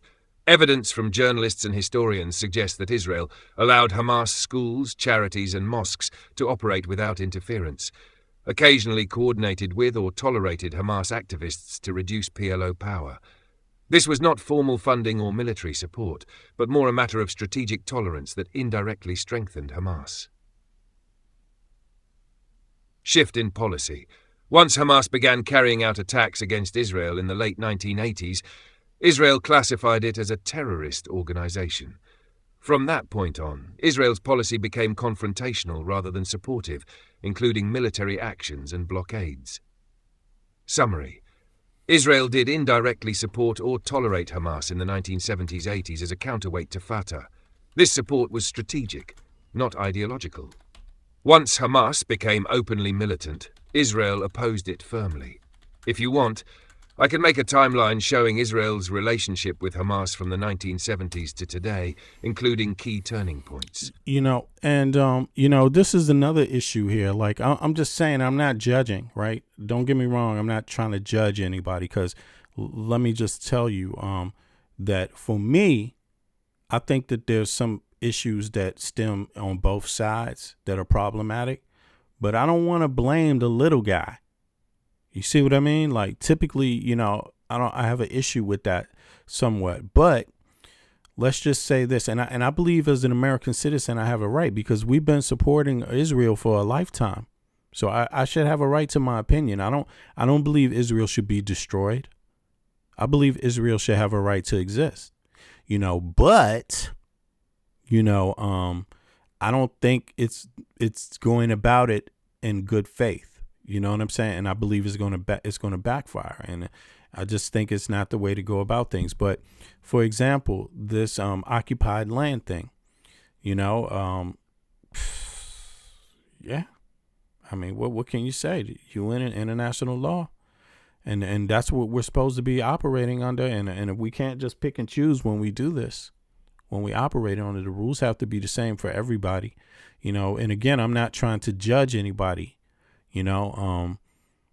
but I don't think the toxic hatred on either side is inducive to a positive end, and I don't think it serves anybody's purposes. And but look at this. I mean, and I do believe there's other actors, that are happy washing their hands of any death from anybody. UN Security Council 1973 calls negotiations based on a resolution. But look, okay, so Israeli's position: West Bank is disputed territory, not occupied, because there was no recognized sovereign state there before 1967. But I mean, come on, man, the country Israel. When did that exist? The country. When was that acknowledged? So how are they talking about there was no acknowledged state, recognized sovereign state? There was no recognized sovereign Israel at some point. Just because it exists in a book, in a religious book, it doesn't have anything to do with the UN. And I just think this is a game, I just think this is a game, your own history. Israelis don't have to be told their own history, and people's history is the same for everybody. It shouldn't have different rules for anybody. Settlements are therefore legal under Israeli law. Right. But that's Israeli law, but it's against the UN law. Come on. How can we be a part of the UN, sign on to it, agree to follow these laws, and then support someone that doesn't? And I'm not saying it's just for Israel. I'm saying anybody. Like, there's hypocrisies there. And I'm going to tell you, between the United States, my government, Russia, China, they always wash their hands of on the Security Council of claims of genocide, claims of war violations. They always wash their hands of it. They veto. They got veto power. So it doesn't matter. It doesn't matter what China does in Asia. Doesn't matter what Russia does in Eastern Europe. It doesn't matter what Israel does right here, because of the U.S. The U.S. will veto things. And I don't think that's inducive to peace. I don't think that's inducive to ending a conflict anytime soon. So, yeah. But in any case, let's get back to, because we can talk about Israel another day. I don't want to talk about it, but my heart goes out to the suffering there. And generally speaking, my heart usually goes out to children and women that suffer. I'm just saying that, and elderly. Anybody that wants to fight, if you want to fight, you want to launch a bomb, I'm not thinking about what you're doing. I don't have anything to do with that, because people don't listen to what I think is best. Israeli listens to what I think is best. No Palestinian listens to what I think is best. Right? So, and I'm not in charge. So I see why they don't listen. But my heart and my sympathy goes out to the children, and the women, and people that aren't part of this conflict, that just want to live their fucking lives, and I really do think a lot more could be done. And I think very little is being done to provide justice, or end to the conflict. And I do believe this really comes down to money. And fighting over trade in the Middle East. And I think it's disgusting. I think it's disgusting, and if I had my chance, if I was the president, I'd definitely solve this shit. I'm going to tell you that straight up, because I'm not going to be talking about religion. I'm not going to be even talking about, I'm going to be only talking about trade. You see what I'm saying? And, and the fact that people need to say it, at least if you're going to kill people over trade, over money, say so. And that goes for all of them. Saudi Arabia, what's up, man? All of you in the area. If you're going to hide behind this little game, like you're not happy, like you're not involved in trade deals and deals on security, getting jets and airplanes and fighter planes and blah, blah, blah. Like, come on. it's just so sad. I think Palestinians are the ones who have the least chance due to the circumstances, and I think they've always felt that. But I'm not saying they're perfect, and I'm not saying all their leaders. They had split leadership. They had two different leaderships. You know, I mean, you don't like one, then you support one over the other, and then you don't like the other. You know, so yeah. But in any case, let's get back to JD Vance, because my heart goes out to Palestinian people. But putting all the other conversation aside, I'm gonna be honest. If I was an American citizen, I would be focusing on like, what do we have? Do we have universal health care? Do we have universal education? Are Israelis supporting our political movement to have universal education and universal health care in our country? Because if you don't, you're going to lose a lot of support, because Americans are tired of funding people that have things that we don't even have. I'll just put it to you like that. It doesn't have to be ideological about religion and the Palestinians. It's for American citizens. It's really about that. It's about to be like that. Okay. And people are always going to fight over whether they think it's genocide or not. It's like, okay, well, that's one of the things. But let me tell you, it also matters how people are living and, what you support. Israel supported a tyrant in our country. You supported Donald Trump.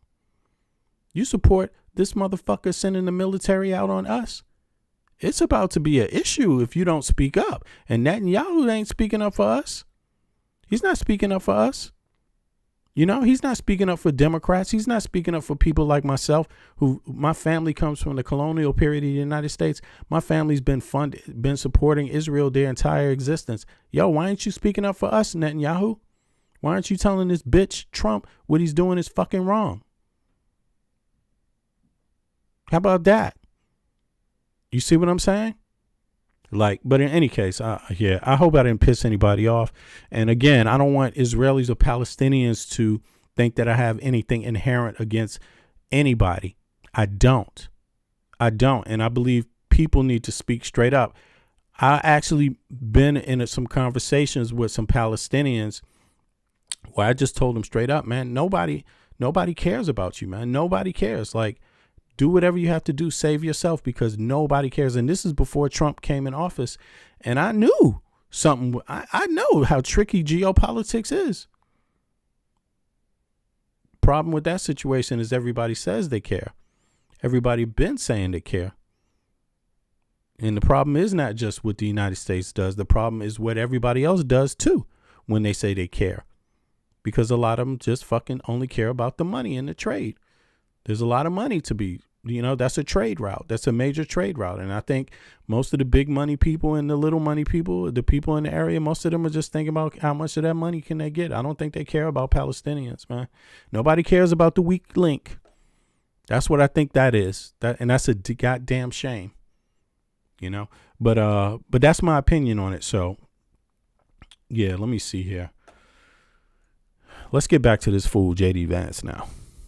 Well, if you're asking, do I think the President of the United States has a conflict of interest? No, I do not. Because the video audio's too low? Yeah. Let me see what I can do about that. Makes his decisions, and I see it behind the scenes. Now, as the President himself has said, Miriam Adelson, who, by the way, I know, and I have a very good relationship with her, she is very clear about the fact. She doesn't hide the fact that she really loves Israel, and that is part of what motivates her political giving. That is a reality. At the same time, the President of the United States is America first through and through. And let me give you just a couple of examples of this. Number one, we have heard from some pro-Israel voices, some people who really love the state of Israel, that they don't want us to have a relationship with certain Middle Eastern countries. Well, the president, his attitude is, we need to build relationships with any country where we have shared interests, and he's going to do it if it's in the interests of the American people, and he's done exactly that.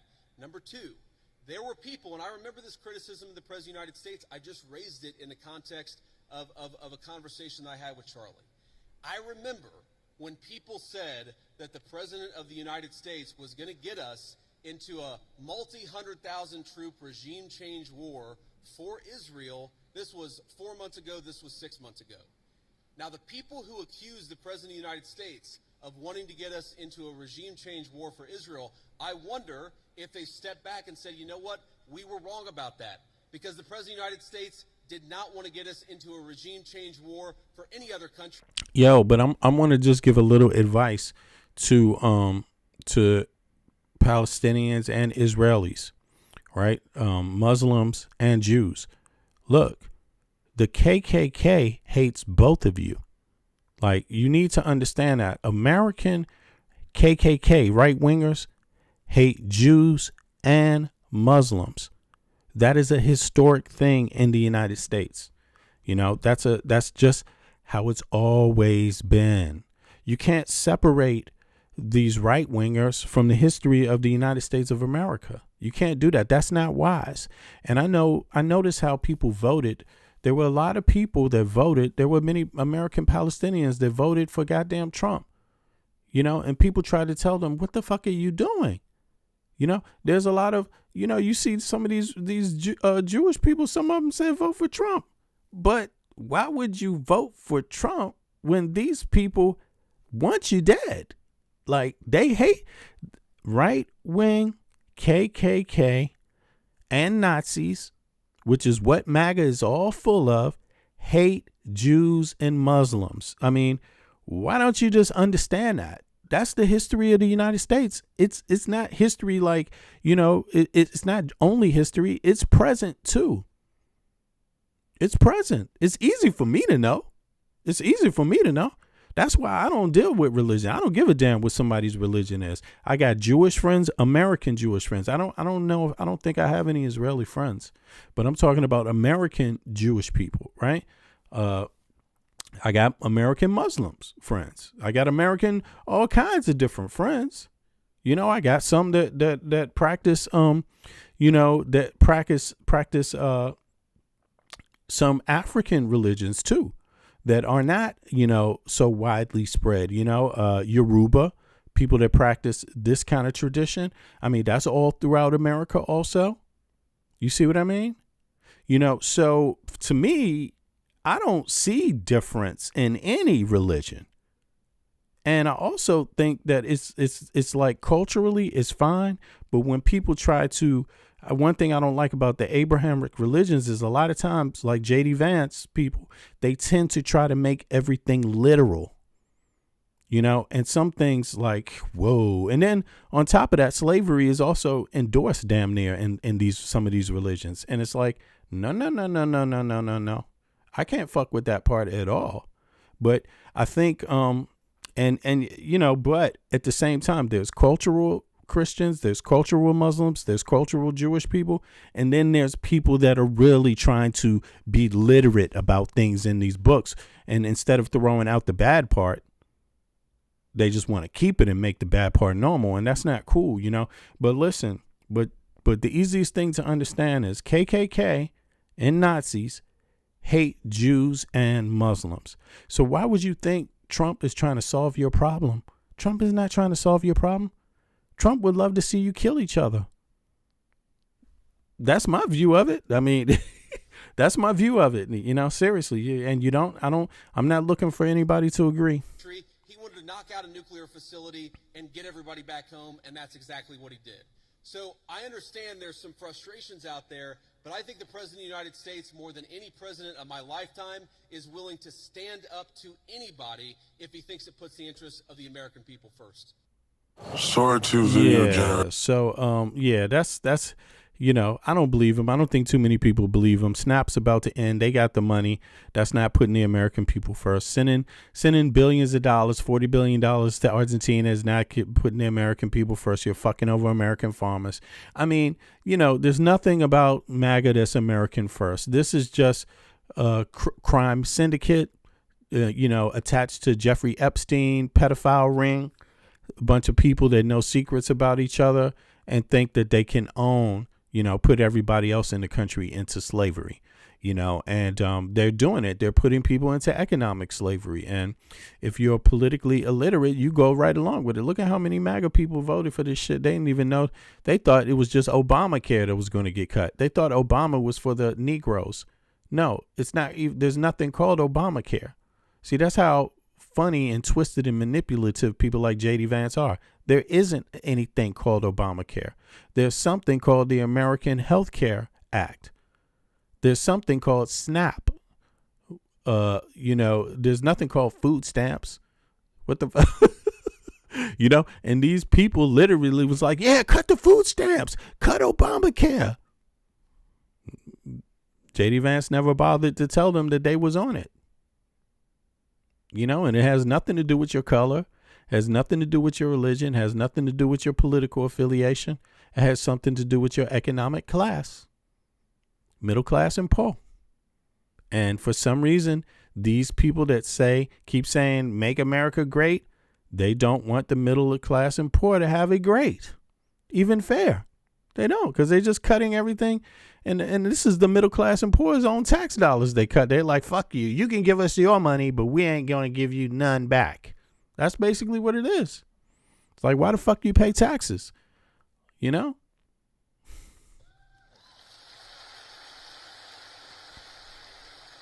Vice President Vance. How you doing? Good. I have a question.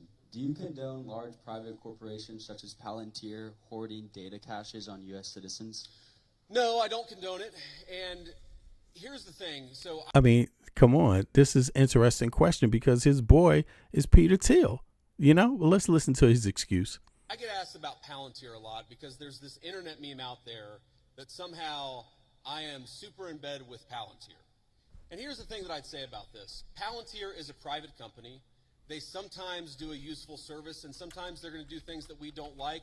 You should be demanding that your representatives do two things when it comes to Palantir or when it comes to any other technology company. Number one, protecting your data. What's going on with artificial intelligence is going to mean that there are massive inducements to steal your data, to harvest it, and to use it against Peter Thiel, digital advertisements. That is not what I believe. Peter Thiel is what is the owner of Palantir, and Vance worked at Thiel's venture capital firm, right, in 2016 and 17, later co-founded his VC firm. So you see, Vance co-founded a firm with Peter Thiel, Naira Capital, which is backed in part by Thiel and other deep tech investors, right? Media coverage portrays Vance as a part of Thiel's wider Silicon Valley network, which includes Palantir among its interests, right? Thiel's network is embedded in the tech defense VC ecosystem. Palantir is represented by Helberg and co-founded by Thiel. And, but if J.D. Vance wants to distance himself from that, right? But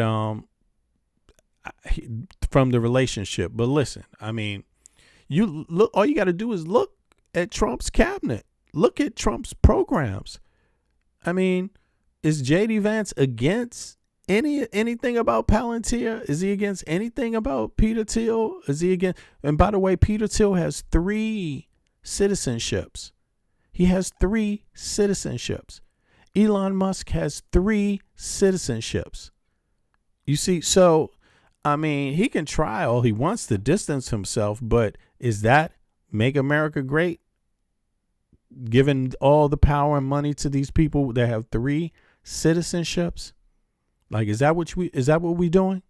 Again, this goes back to the thing. American citizens don't have universal health care. We don't have education, but we're giving other people billions of dollars of our tax dollars. We go to work every single day to pay someone else to give money to someone else to have education and health care. And we don't even have it. Peter Thiel, we're giving people that have 3 citizenships who have all the money, we're giving them our money now, our own money from our pocket. It's not his private money. I wouldn't have an issue if it was his private money, but why do we have to give these people our tax dollars when only 50% of our tax dollars goes to anything of use to us? Most of you all ain't never going to go to the fucking moon. Most of y'all ain't never going to get anything of value from any trip that Elon Musk gets from the moon. And in fact, Peter Thiel and them, they just stealing your identity. They're stealing your information. What are you getting from it? And I've been fighting against it, whether it's Palantir or any other technology company, literally before I ran for office. When I ran for office, I was criticized by Before. Republicans. Before he ran for office. Okay. But now he's in office and it's nothing. He's not criticized. He's not working against any of that shit at all. In my Republican Senate primary, because I was talking then about Google and Facebook harvesting our data. It's unacceptable. I don't care who does it. I don't want them to do it. Number two, and this is also very important, what's going on with artificial intelligence, we got to be worried about large-scale surveillance. Okay? Look at that bitch. Everything. You asked about Palantir. Do you know that every time you make a credit card transaction, the credit card companies are collecting data on how you spend your money? Do you know that every time you linger over a link on the internet for more than a half second, the search engines are collecting data on you? So Look, they can... but if you're a Democrat and you say the same thing he just said, he'll be like, that's a scam. They made up. That's just made up. That's you got Trump derangement syndrome. Stop talking about Teal. Sell you advertisements.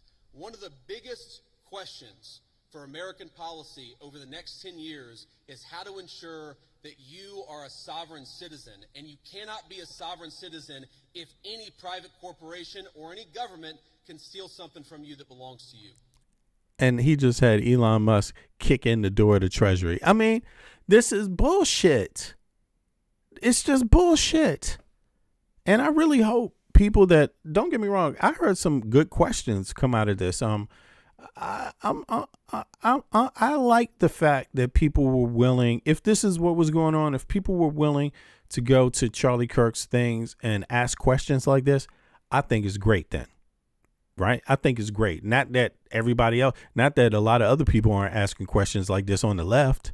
Come on, and that's what makes me wonder, like, how are these people so diabolically against the left when the left is asking the same questions? And the only difference is that we also believe for our tax dollars, we should have universal health care and everybody should have access to education. How can they be against that? How can these people be against it? I'm talking about how can Turning Point be against that? That's a weird thing to be against, especially when your tax dollars already go to countries that everybody has health care, everybody has education. It's just, I don't know. Thank you. I'm trying to get to the part where he's talking about his wife, though. I'm hearing some nice stuff, but good questions, and I'm hearing bullshit from JD Vance as usual. But I want to get to the part where he's talking about his wife. Let me see here. Vice President JD Vance, good evening. Thank you. My question is, the Republican Party, they stand for the right to bear arms. A lot of things the founding fathers really made a priority. Sure. And I feel as if requiring Christianity in public schools goes against the founding fathers' wish of freedom of religion. What do you think about that? Yep. Well, I guess... And not just that. I mean, anybody, you know what I'm saying? I personally think religion is not something that should be taught in school. It's something that should be separate. It's not science. It's not math. It's like, come on, man. Save that shit for private schools if you want to do that. But public schools got to be for everybody, and in that sense, nobody should have, it should be for civil service, your education. It should be for human rights, your education. It should be for civil rights, your education. It should be so you can improve yourself, get a real actual understanding of how things work. Science, math, literature, things like this. But when it comes to this kind of religious stuff, it's I don't know why it's even necessary, for people to do that. I don't get it. I really don't get it. To me, it just seems like now it's time to do make believe instead of critical things that you can utilize anywhere on earth, to build your home. How you going to build a house? You're not going to build a house with, with things you read in the Bible. You can build a house if you go to math class, if you go to science class, if you go, if you can build a house with that. You see what I mean? Who is saying that we require Christianity in public schools? Just from what I've seen on the media and the news, it seems like the Trump administration had wanted to make praying in schools and Christian values incorporated. Well, look, I think Christian values are a good thing, and I'll talk to you about why I think that's a good thing. But that's separate from forcing people to pray, which I don't think that anybody, certainly no Christian that I know, would ever support or ever endorse. And Let me just say something generally about all the people. I see there's a big line, and I hope I can get to everybody's question. I remember when I was a sophomore in high school, I went to an Let me event speed at this my shit up. church, which was a book signing with Oliver North and Sean Hannity, the Fox News host. And this was back before, this was, I guess, 25 years ago. And Oops. so neither of these guys was maybe as big as they are today. And I remember standing in line, and I'm about to say hello to Oliver North and Sean Hannity, and I remember thinking to myself, I was so nervous, all I need to do is shake their hand, give them a firm handshake, and tell them my name. And that's what I'm thinking. Firm handshake, tell them my name. Firm handshake, tell them my name. And I get to the front of the line, and Sean Hannity looks at me, and he says, how are you doing? And I totally panic, and I go, JD. Because I had rehearsed, shaken, and saying my name. My point is, I admire your guys' courage, and please don't be nervous. If you need to work through a question, think about it, speak it. We're all here to have a nice conversation, and we're all supportive of it. Here's the thing when you talk about forcing, let me answer your question, forcing Christianity, forcing people to pray. There's a liberal idea out there that I think is wrong, and that's that liberalism is the source of freedom of religion. And actually, if you go back to the original founding documents of the United States of America, if you go back to the Anglo legal tradition, well before there was ever a United States of America, what you find is that freedom of religion is actually a Christian concept. And the reason it's a Christian concept is very simple. Because Christianity, Imago Dei, the idea that we are all made in the image of our Creator, means that we must respect the free will of every single person. Now, part of that is you have a conversation with people. Having free will doesn't mean that you're not allowed to encourage somebody, that you're not allowed to talk to somebody about your faith, that you're not allowed to talk about certain values in school. When our founders talked about freedom of religion, they didn't mean you weren't allowed to say a Christian prayer in a public school or that you weren't allowed to talk about Jesus Christ in a public forum. They just meant that nobody could force you to profess the Christian faith. That had to come from your own free will. And I believe that, and I think every Christian who I've ever spoken to believes that the source is the Christian, the source of your faith, the Christian understanding must be your own free will. But here's the thing about Christian values. There are a lot of Christian values out there that I think that we've just sort of assumed and we've in fact taken for granted. Christian values are the idea that you should respect every single person as an individual. Whatever the color of their skin, created in the image of God, that's a Christian concept. And in fact, it was a Christian empire, Great Britain, that abolished slavery to begin with. The idea that we should eliminate child sacrifice. What did the Christian settlers find when they came to the New World? They found a lot of civilizations that were murdering babies in weird religious rituals. It was Christianity that said we don't kill children just because they're somehow inconvenient to people. A lot of the things, human rights, the very idea that human beings have rights, are a Christian concept. And so I'd ask you, my assumption What? is that you're Hold up. What the? Christianity, or at least What is he? professions of Christianity. Look. One of my favorite Bible verses You see? is, by your fruits ye shall know them. You see what he just said? He just said the very fact that people have universal rights is a Christian thing. Hold on. United States of America, if you go back to the Anglo legal tradition, well before there was ever a United States of America, what you find is that freedom of religion is actually a Christian concept. You hear this? You hear this? Anglo, this is where he starts getting into just bullshit. Just bullshit. Anglo, and even when he says Anglo, okay, wow, that's so deep.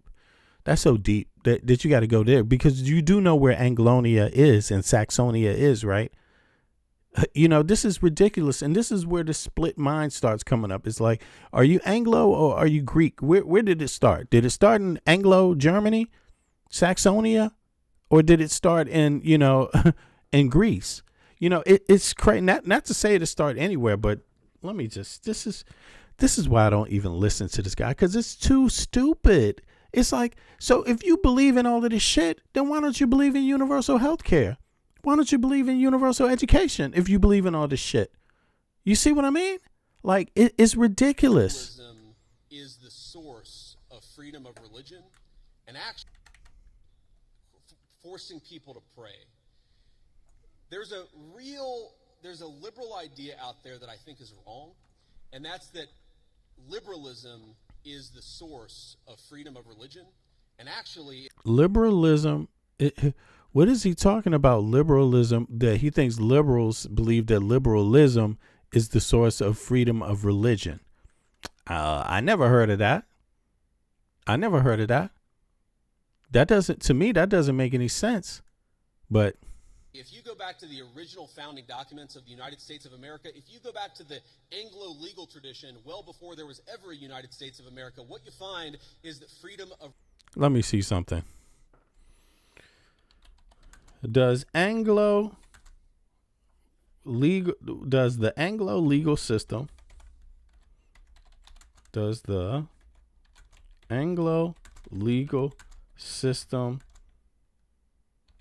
he's so stupid. He never heard of the Inquisition?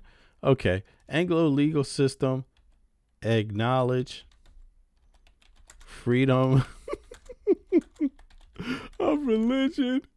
Oh my God. This is so funny. I don't know what he even means. Okay, so let me see here.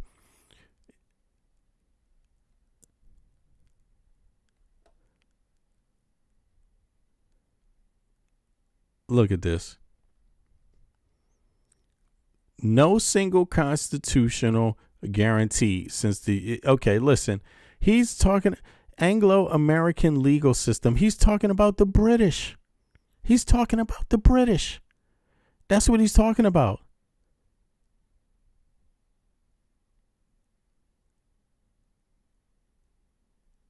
So, he's saying it goes back there. So look, let's see here.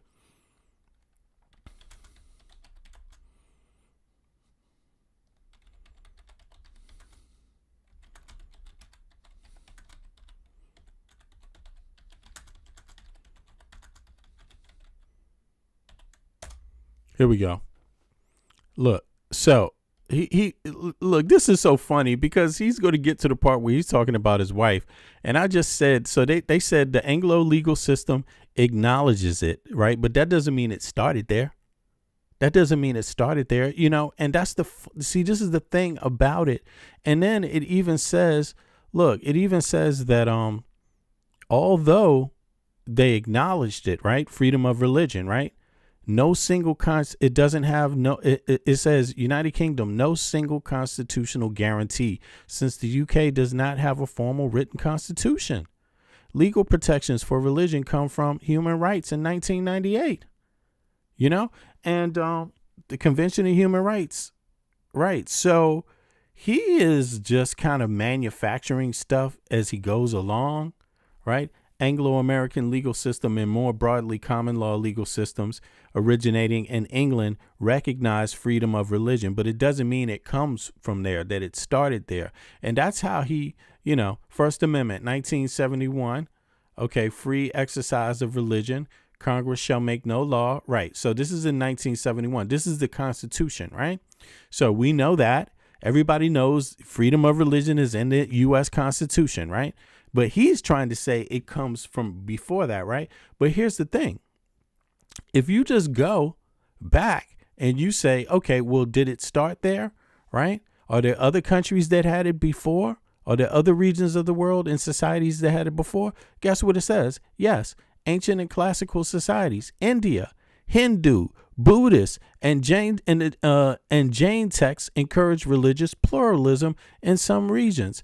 Emperor Ashoka, 3rd century BCE, promoted tolerance of all sects and respect for other religions in his edicts, right? This is in his own writings. Ancient Persia, 4th century BCE, Cyrus the Great is famous for the Cyrus cylinder, which encouraged religious freedom and repatriation of displaced peoples, including Jews. Ancient Rome, Roman law conquered people to Roman law allowed conquered people to continue their own religious practices. Full of religion. I mean, is that what he's trying to call Anglo? Roman? Okay, is that what you want to do? Okay, buddy. Okay.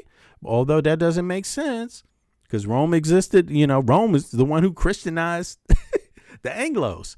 Anyway, full religious freedom was often contingent on loyalty. Okay, let's keep going. Medieval and early modern Europe. Okay, Iberian Peninsula, Muslims, and we still not going back that far. Look, so, but he won't even say Muslims. 8th and 15th century. 8th century that's before what JD Vance is talking about.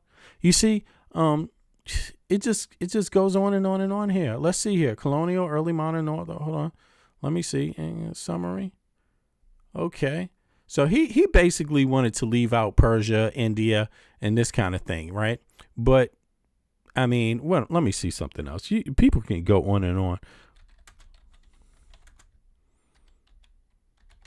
Let me let him play some more. Oops.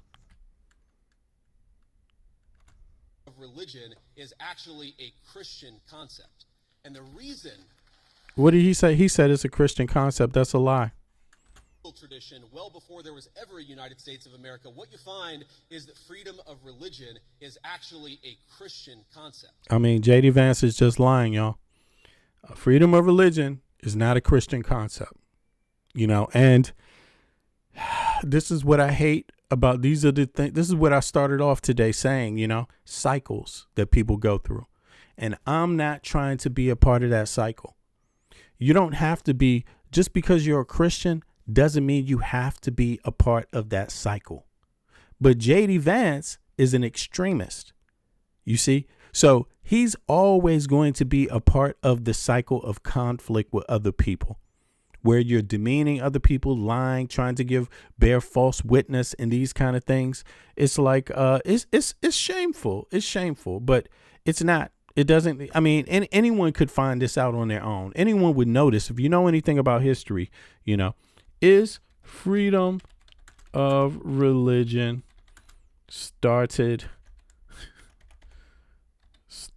is the idea, hold on, is the idea of freedom of religion started by Christians?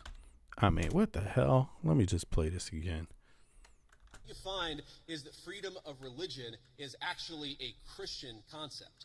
Okay, so he's saying it's a Christian concept, and that's different from saying it started with Christianity, you know, and okay, I get it, but what I'm not understanding the relevance of what he's trying to say here, though. Like, I don't get it. Like, there's going to be Christians that don't believe you should be able to be a Muslim.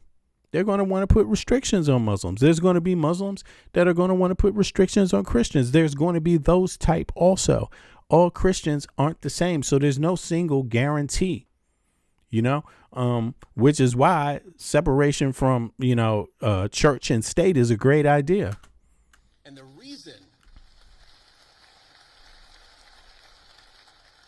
the reason it's a Christian concept is very simple. Because Christianity, Imago Dei, the idea that we are all made in the image of our Creator, means that we must respect the free will of every single person. Now, part of that is you have a conversation with people. Having free will doesn't mean that you're not allowed to encourage somebody, that you're not allowed to talk to somebody about your faith, that you're not allowed to talk about certain values in school. When our founders talked about freedom of religion, they didn't mean you weren't allowed to say a Christian prayer in a public school, or that you weren't allowed to talk about Jesus Christ in a public forum. They just meant that nobody could force you to profess the Christian faith. That had to come from your own free will. And I believe and extortion, you know, they have the right to extort. I mean, I think he's basically saying you have the right to proselytize in a public school. Right. And actually, I don't think people should proselytize in the school. Now, me, I also don't have, this is just my view. I don't have an issue with people being religious. However, when you're at work, my view of it is you're at work.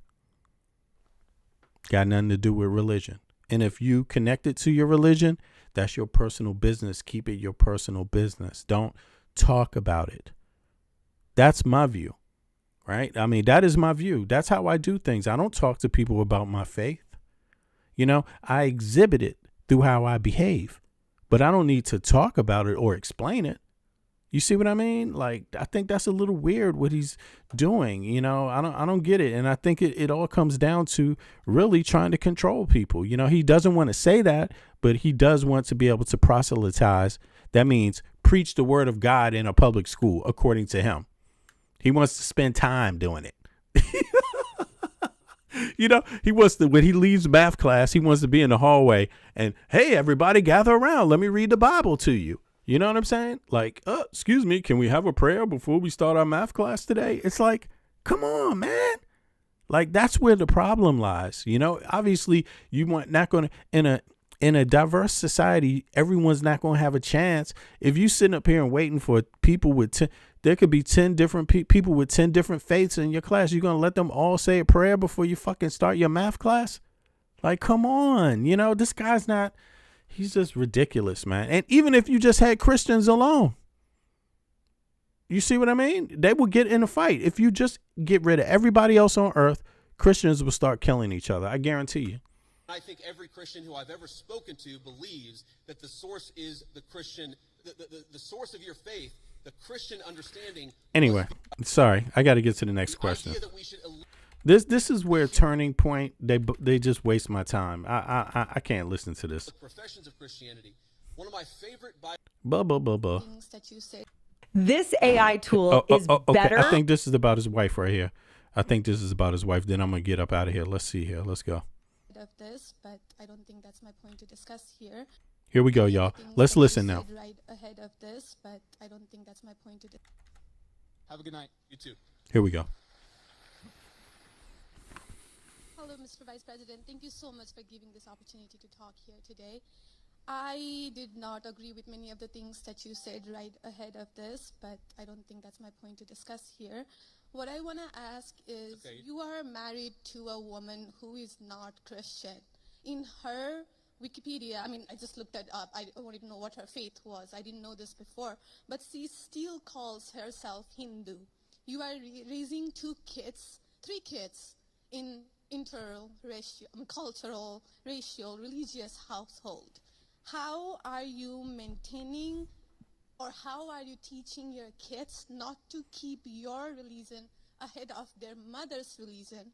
Or how are you teaching them that your kind, they're that kind who got here just few years or few decades ago is different or is better than your mom's kind who got here just a generation before? How are you balancing that? And when you talk about too many immigrants here, when did you guys decide that number? Why did you sell us a dream? You made us spend our youth, our wealth in this country and gave us a dream. You don't owe us anything. We have worked hard for it. Then how can you as a vice president stand there and say that we have too many of them now and we are going to take them out to people who are here rightfully so by paying the money that you guys asked us? You gave us the path, and now how can you stop it and tell us we don't belong here anymore? And one more thing, one more thing. Do you have to There's a lot there. I don't know if I'm going to remember all this, but I will try. I'm sorry. I had to say all of this, and please take it with due. I mean, I'm saying all of this with due respect. Go ahead. Please. I have no intention of causing a scene here or anything, but we're not close to causing a scene. Don't worry. But we talked about Christianity, all of this. I'm not even Christian, and I'm here standing to so support. Why are we making Christianity one of the major things that you have to have in common to be one of you guys, to show that I love America just as you do? Why is that still a question? Why do I have to be a Christian? Okay, so there was a lot there, and I'm going to try to respond to as much of it as I can. So on the question of immigration, so first of all, I can believe that we should have lower immigration levels, but if the United States passed a law and made a promise to somebody, the United States, of course, has to honor that promise. Nobody's talking about that. I'm talking about people who came in violation of the laws of the United States of America, and I'm talking about in the future reducing the number of people. Sorry, what? Can I continue on that?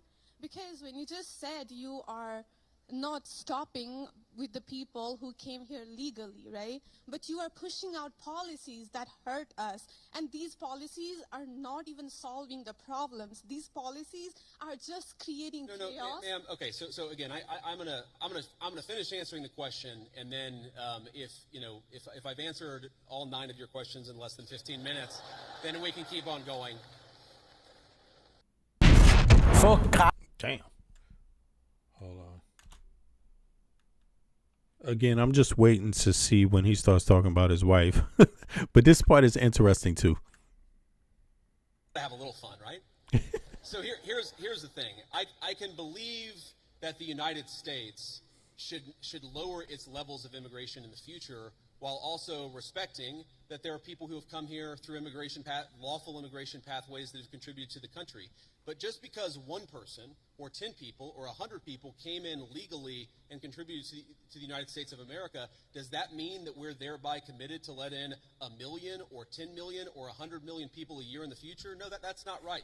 We cannot have, I'll go and finish, we cannot have an immigration policy where what was good for the country 50 or 60 years ago binds the country inevitably for the future. There's too many people who want to come to the United States of America, and my job as vice president is not to look out for the interests of the whole world, it's to look out for the people of the United States.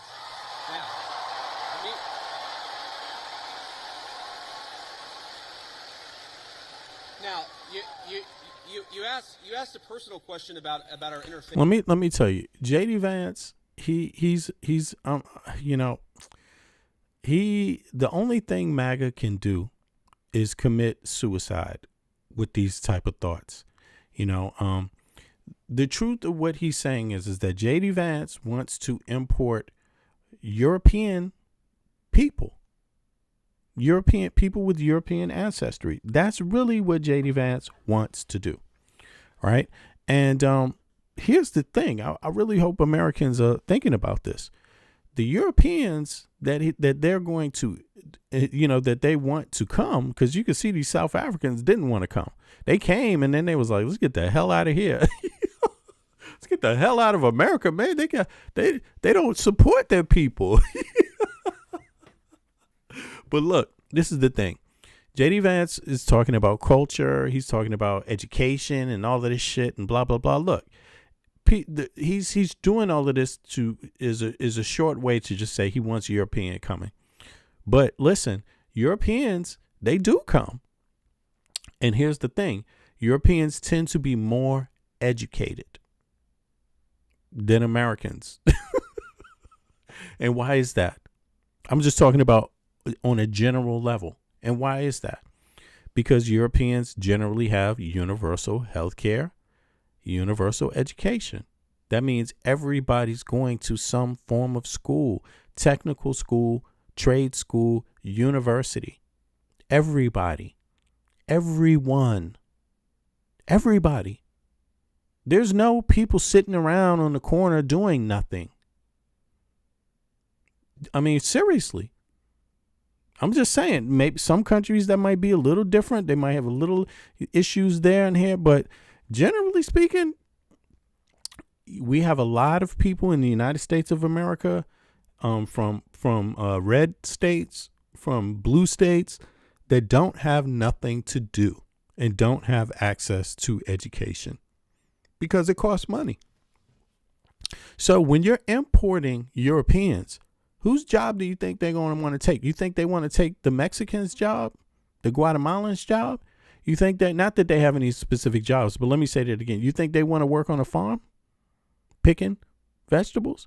Do you think they want to clean toilets? Do you think they want to, for example, cut your lawn? Or do you think they want to be, directors and CEOs of corporations? Again, Peter Thiel has 3 citizenships. Elon Musk has 3 citizenships. Not to say that directly correlates, but I'm just saying when he talks about immigration and the people he wants, I mean, who's to say that these very people won't be pushing white Americans out of a job because they don't want to they don't want to take the Mexicans' job. They don't want to take the Guatemalans' job. You see what I'm saying? You really see what I mean? And so I don't think they really know anything. I don't think they've really done any math on that. And there's a lot of people, like I'm gonna tell you, for example, my kids are American and European, right? The as far as their nationality, right? So in their culture, you could say, right? So when they have 2 passports, they get educated here. You see what I mean? When they're finished their education, they can live and work in the U.S. They can live and work in Europe. You see, would they have an advantage over another American citizen? Probably, yeah. Why? Because they had access, money wasn't a problem when it came to education.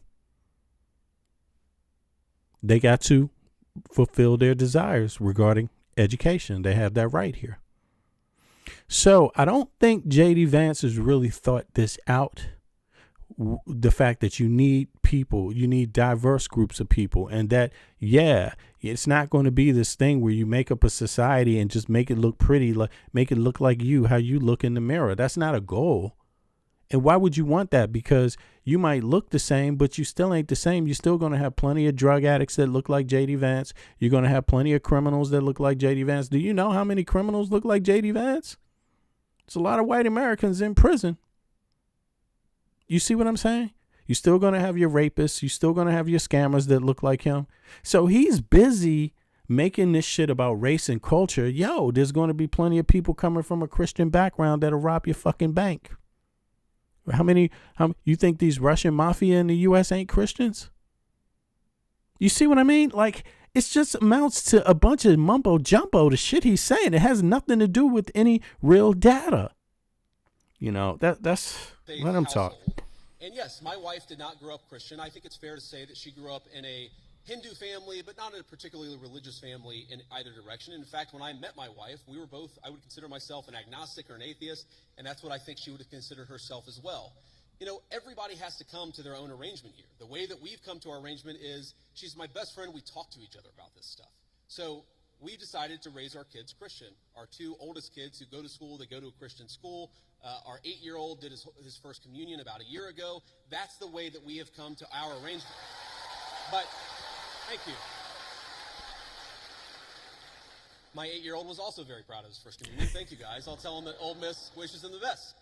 But I think everybody has to have this own conversation when you're in a marriage. I mean, it's true for friends of mine who are in Protestant and Catholic marriages, friends of mine who are in, atheist and Christian marriages. You just got to talk to the only advice I can give is you just got to talk to the person that God has put you with, and you've got to make those decisions as a family unit. For us, it works out. Now, most Sundays, Usha will come with me to church. As I've told her, and I've said publicly, and I'll say now in front of 10,000 of my closest friends, do I hope eventually that she is somehow moved by the same thing? All right, this is the part, y'all.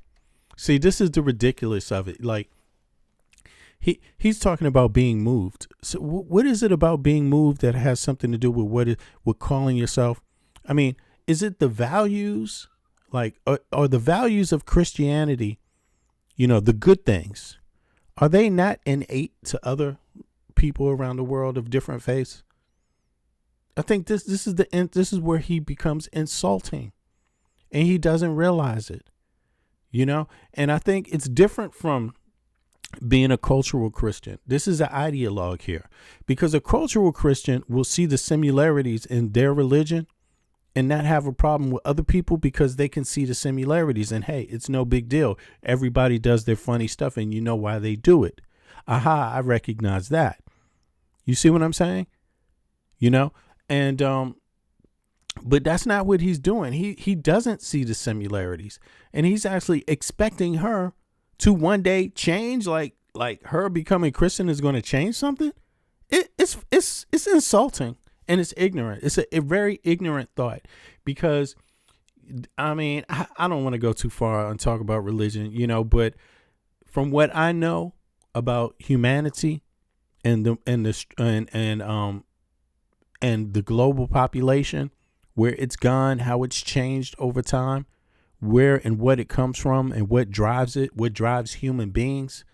This is just garbage, what he's saying. It's pathetic for a leader, a vice president, to talk this way. He shows no understanding of human beings. We're not special. There's nothing about any of us, what we do, that is special. We all have the same driving motivations, and this guy, man, is like, he's really weird, man. Come with me to church. As I've told her, you just got to talk to the person that God has put you with, and you've got to make those decisions as a family unit. For us, it works out. Now, most Sundays, Usha will come with me to church. As I've told her, and I've said publicly, and I'll say now in front of 10,000 of my closest friends, do I hope eventually that she is somehow moved by the same thing that I was moved in by church? Yeah, I honestly do wish that. But what is the thing he's being moved by? Is it kindness? Because you got kindness in all types of people know what kindness is in different religions. What is he talking about? What's going to move him? What is it when they drag the cross out and stick it up and the man's hanging up there? Moved by that? Is that what he's talking about? Is he talking about the sermon that the preacher's giving? Man, because it's all about what they're talking about. Don't they all talk about the same shit? The sheikhs, they're all talking about human problems that they see in front of them, and you should be able to relate to everybody. You know, I just think this guy, something is really wrong with him. Like, I think he's phony. I think that's what it is. Like, he is representing something that he's not, and he's trying to explain it, but he can't. He's trying to, though, but he can't. 1,000 of my closest friends, do I hope eventually that she is somehow moved by the same thing that I was moved in by church? Yeah, I honestly do wish that, because I believe in the Christian gospel, and I hope eventually my wife comes to see it the same way. But if she doesn't, then God says everybody has free will, and so that doesn't cause a problem for me. That's something you work out with your friends, with your family, with the person that you love. Again, one of the most important Christian principles is that you respect free will. Usha's closer to the priests who baptized me than maybe I am. They talk about this stuff. My attitude is you figure this stuff out as a family, and you trust in God to have a plan, and you try to follow it as best as you can, and that's what I try to do. I want to make a final point. So he just does. He just does what the preacher say. That's your wife. You married her, stick with her. You know, that's what it is. If you're not unhappy, if she doesn't change, just stick with her. Just stick with her. Just stick with her. It's like, why are you even why would you want her to be different? Why the hell you marry her, man? So I don't want to cut you off. I want to be respectful to all the people behind you in line, but I want to make this point about immigration, okay? All right, so that was the point. Now, there was one more point here. There was a guy who came up and asked him one thing. Hold on. The Republican end. Here it is. Here it is. It's this guy right here. This is the next question. All right, and then I'm gonna then I'm gonna look in the chat and I'm gonna chime out. Let's see here. Boom. Let's go. Democratic side, but we've seen that a refusal to cooperate with the other side has led to some major issues, including right now the government shutdown. And I wonder, as the party in power, what are your plans to address that issue towards, reaching that olive branch out to the other side to actually come to an agreement on how to go forward with our government? Look, it's a very good question, and let me just say on the government shutdown in particular, the reality here is that there's a very simple bill that just reopens the government. It does it through pretty much the end of the year. That got every single Republican in the House of Representatives to support it, and then it got 52 Republicans in the Senate and 3 Democrats in the Senate to support it. But because of weird Senate procedural rules, it requires a 60-vote threshold. So on that issue in particular, there's nothing weird about it. It's the same reason why Democrats couldn't get what they wanted. Okay, you need 60 people. When you only have 51, it's not good enough. That's what happened around when Biden was there. You see, he's talking about weird. So it's only weird now because his party is in power. When you have every single Republican with like 2 exceptions in both houses of Congress, I feel pretty confident. I know that I'm partisan. I know I have an R next to my name, but I feel pretty damn good saying the shutdown is the Democrats' fault because we voted again and again to open. Right. So the bottom line is that they cut SNAP in this bill. So if it doesn't matter, if they don't renegotiate this bill right now, the very people that want their SNAP benefits right now are going to get fucked a month later. Yeah, I hope you guys understand that. I hope you understand it. And there's other things. Medicare is about to quadruple, double, triple, quadruple because of that bill. So if they just go along and fund without negotiating that big, beautiful bill, yes, go back and renegotiate it, you're going to be fucked anyway. And I'll know for a fact that there's nobody listening to me that's a millionaire or in my chat. I mean, maybe there's 1 out of 1,000, right? They're not in the chat, though. I know for a fact that most of my listeners are blue-collar workers, average income people that cannot afford too much at all, that cannot afford this big, beautiful bill to kick in, because this big, beautiful bill isn't just going to hunt down Democrats. It's hunting down regular average people. That's who it's designed to hunt down. So I really hope Americans stick together on this one. Myself, I mean, I can only say my view. I don't think the federal government is special. Why do you think you should be funded when the issues for everyone else are still problems? No, this government, these congressional Republicans created a problem by passing the bill in the first place. You know, with a small, you know, they only had like 3 or 4 Democrats signing on it, right? That bill got passed.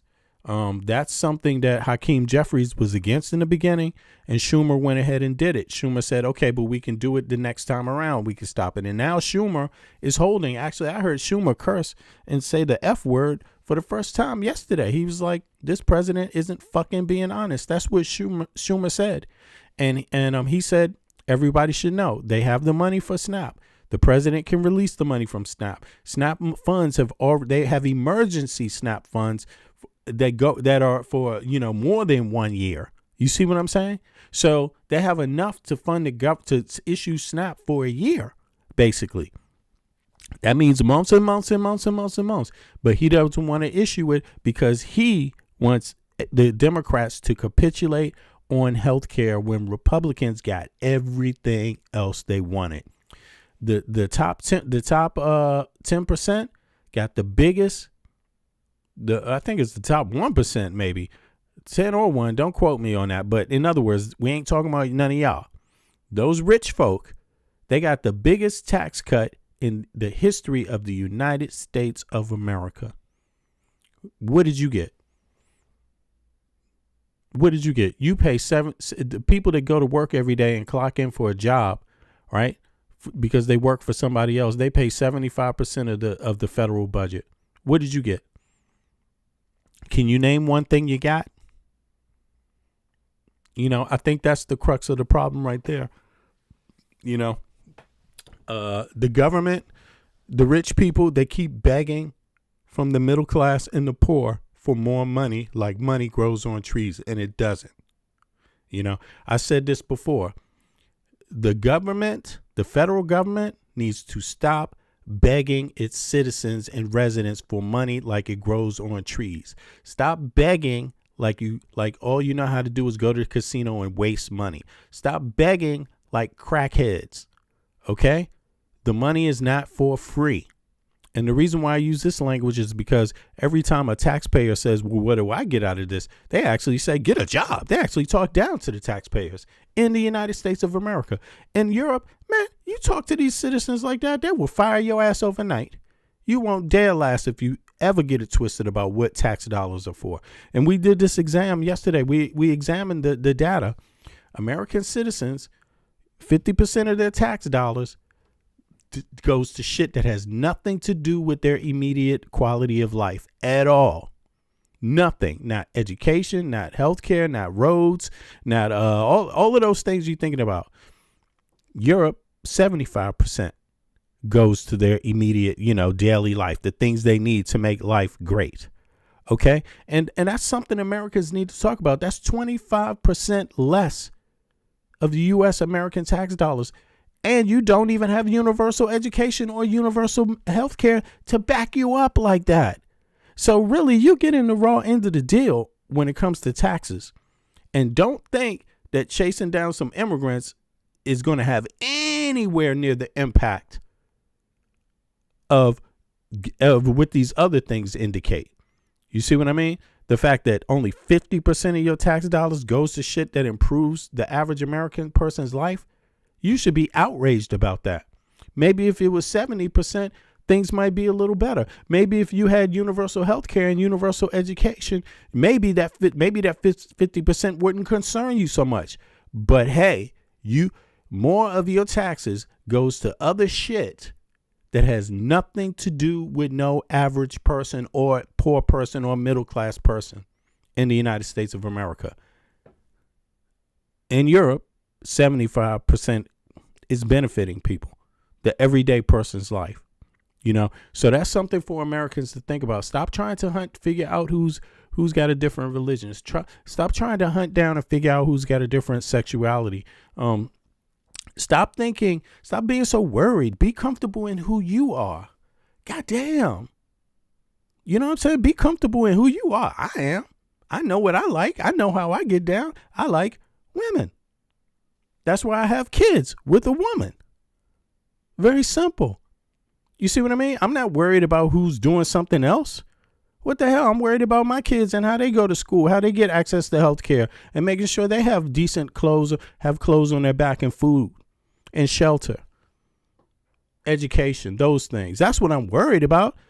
I ain't got time to worry about somebody else's religion. What the hell they got to do with me? When people come to deal with me, I don't give a damn about their religion. I want to know what they need from me. What can I do?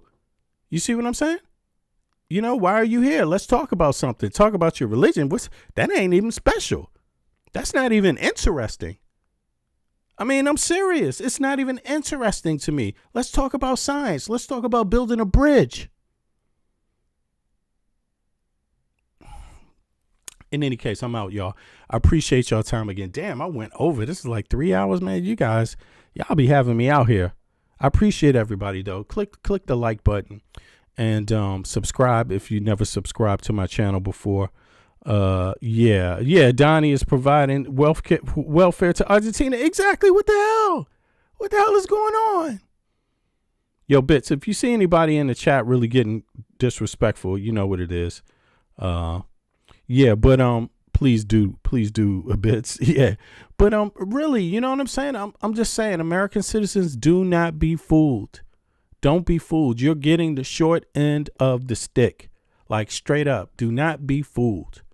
You know, and I'm a proud American myself. My family goes back to the colonial period on both sides, but I'm not interested in stupid shit. I'm not chasing down people trying to point the finger at them, because I know with all these other little issues ain't got nothing compared to the fact that 50% of my taxes as an American citizen goes in the United States goes to shit that doesn't positively impact my life at all.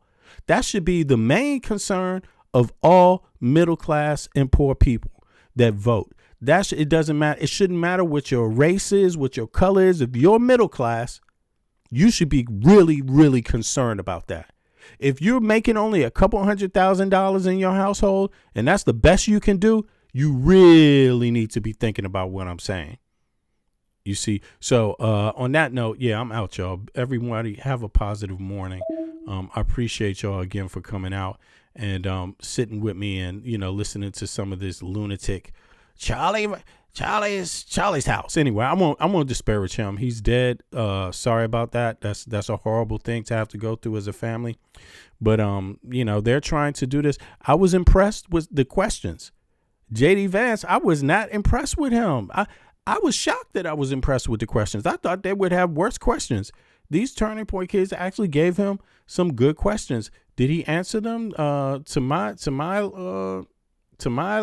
you know, liking? No, I thought he was weak, to be honest with you. But in any case, you know, sometimes you just got to accept it.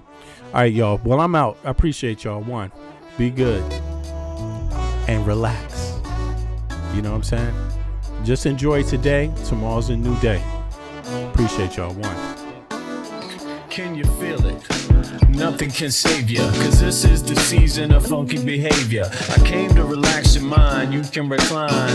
On what? On this here rhyme. I like the style, I'm staying for a while. It helps me show cats that I'm versatile. I'll touch your dial, turn your frown to a smile. I'll make you feel like you're having a child. So relax and open up, child. I'm about to make you walk what? Pimp style or pimped out style. You don't understand the logic. See if you don't have it all, I'll take a deposit. I got shit for you, it's alright indeed. It's like going to the garden and planting the seed. It might tickle for a second, but it won't bleed. So just relax, just hear a dope crack. Your vibes is real nice, everything is real fat. You don't have to do work, we do that. It's the type of place where you could wear your hat. Just relax, and just hear a dope crack. Your vibes is real nice, everything is real fat. You don't have to do work, we do that. It's the type of place where you can wear your hat. Your entertainment at the same time edutainment. In other words, you could call it vent. What I'm saying is that I'm here at your service. It's hard work, but then again, I deserve this. I'm helping people enjoy their spare time. I'm like an instructor when I'm doing my rhyme. Relax and just hear the dope track. It's really not all that, it's not like a gag. We like that when everything is relaxed and chill. You don't have to get fucked up or take pills, cause I like being myself, it feels good. Yo, it makes my meals taste good. It makes my meals taste good. It makes my meals taste good. It makes my meals taste good. So just relax. It's here a dope track. The vibes is real nice, everything is real bad. You don't have to do work, we do that. It's the type of place where you can wear your hat. Just relax. And hear a dope track. The vibes is real nice, everything is real bad. You don't have to do work, we do that. It's the type of place where you can wear your hat. Just relax. My mind state, that balloon, it won't inflate. Just take the buzz, this much wiser kid, fuck the shade. And take it to a lower level, and dig a ditch for a devil. Got some more kids and pass the shovel. Dig a hole, take them on a spiritual roll. Lyrics unfold, lead the data, unroll the scroll. Episodes keep reoccurring and stifling. People's vision get blurring, their hearts start murmuring. I'm about 5 times iller than a Sherman. The introspection is God's gift to the miracle. I freak material, lamb's milk without the cereal. When MCs say your booty, they mean venereal. Your fake material hip-hop killers, they more faking than fucking Michael Jackson and Thriller. The status of a hoe, Quanto Costa. They wanna know how much it costs, kid, I bet for keep to me. Just relax, and just hear a dope track. The vibes is real nice, everything is real bad. You don't have to do work, we do that. It's the type of place where you could wear your hat. Just relax, and just hear a dope track. The vibes is real nice, everything is real bad. You don't have to do work, we do that. It's the type of place where you could wear your hat. Just relax.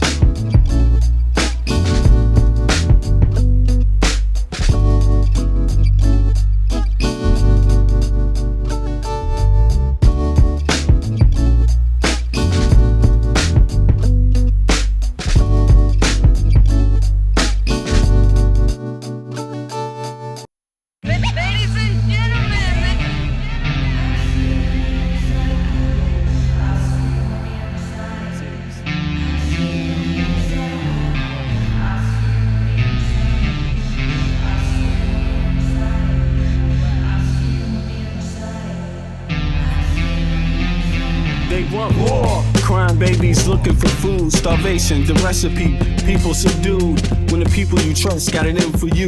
Deceit is the word of the day and every clue. Don't let it go. It's from the days of old. Time is up, but some still do not know. Can I make up my mind? Is it worth the dime? Do I have to take a minute just to make it mine? Life's never fair, but don't listen to the TV. Go out and take a listen to the streets with the people in the slums and the homeless bums with degrees and degrees sitting under a tree. It's not easy in the world for the poor man, the one that brought you to reality.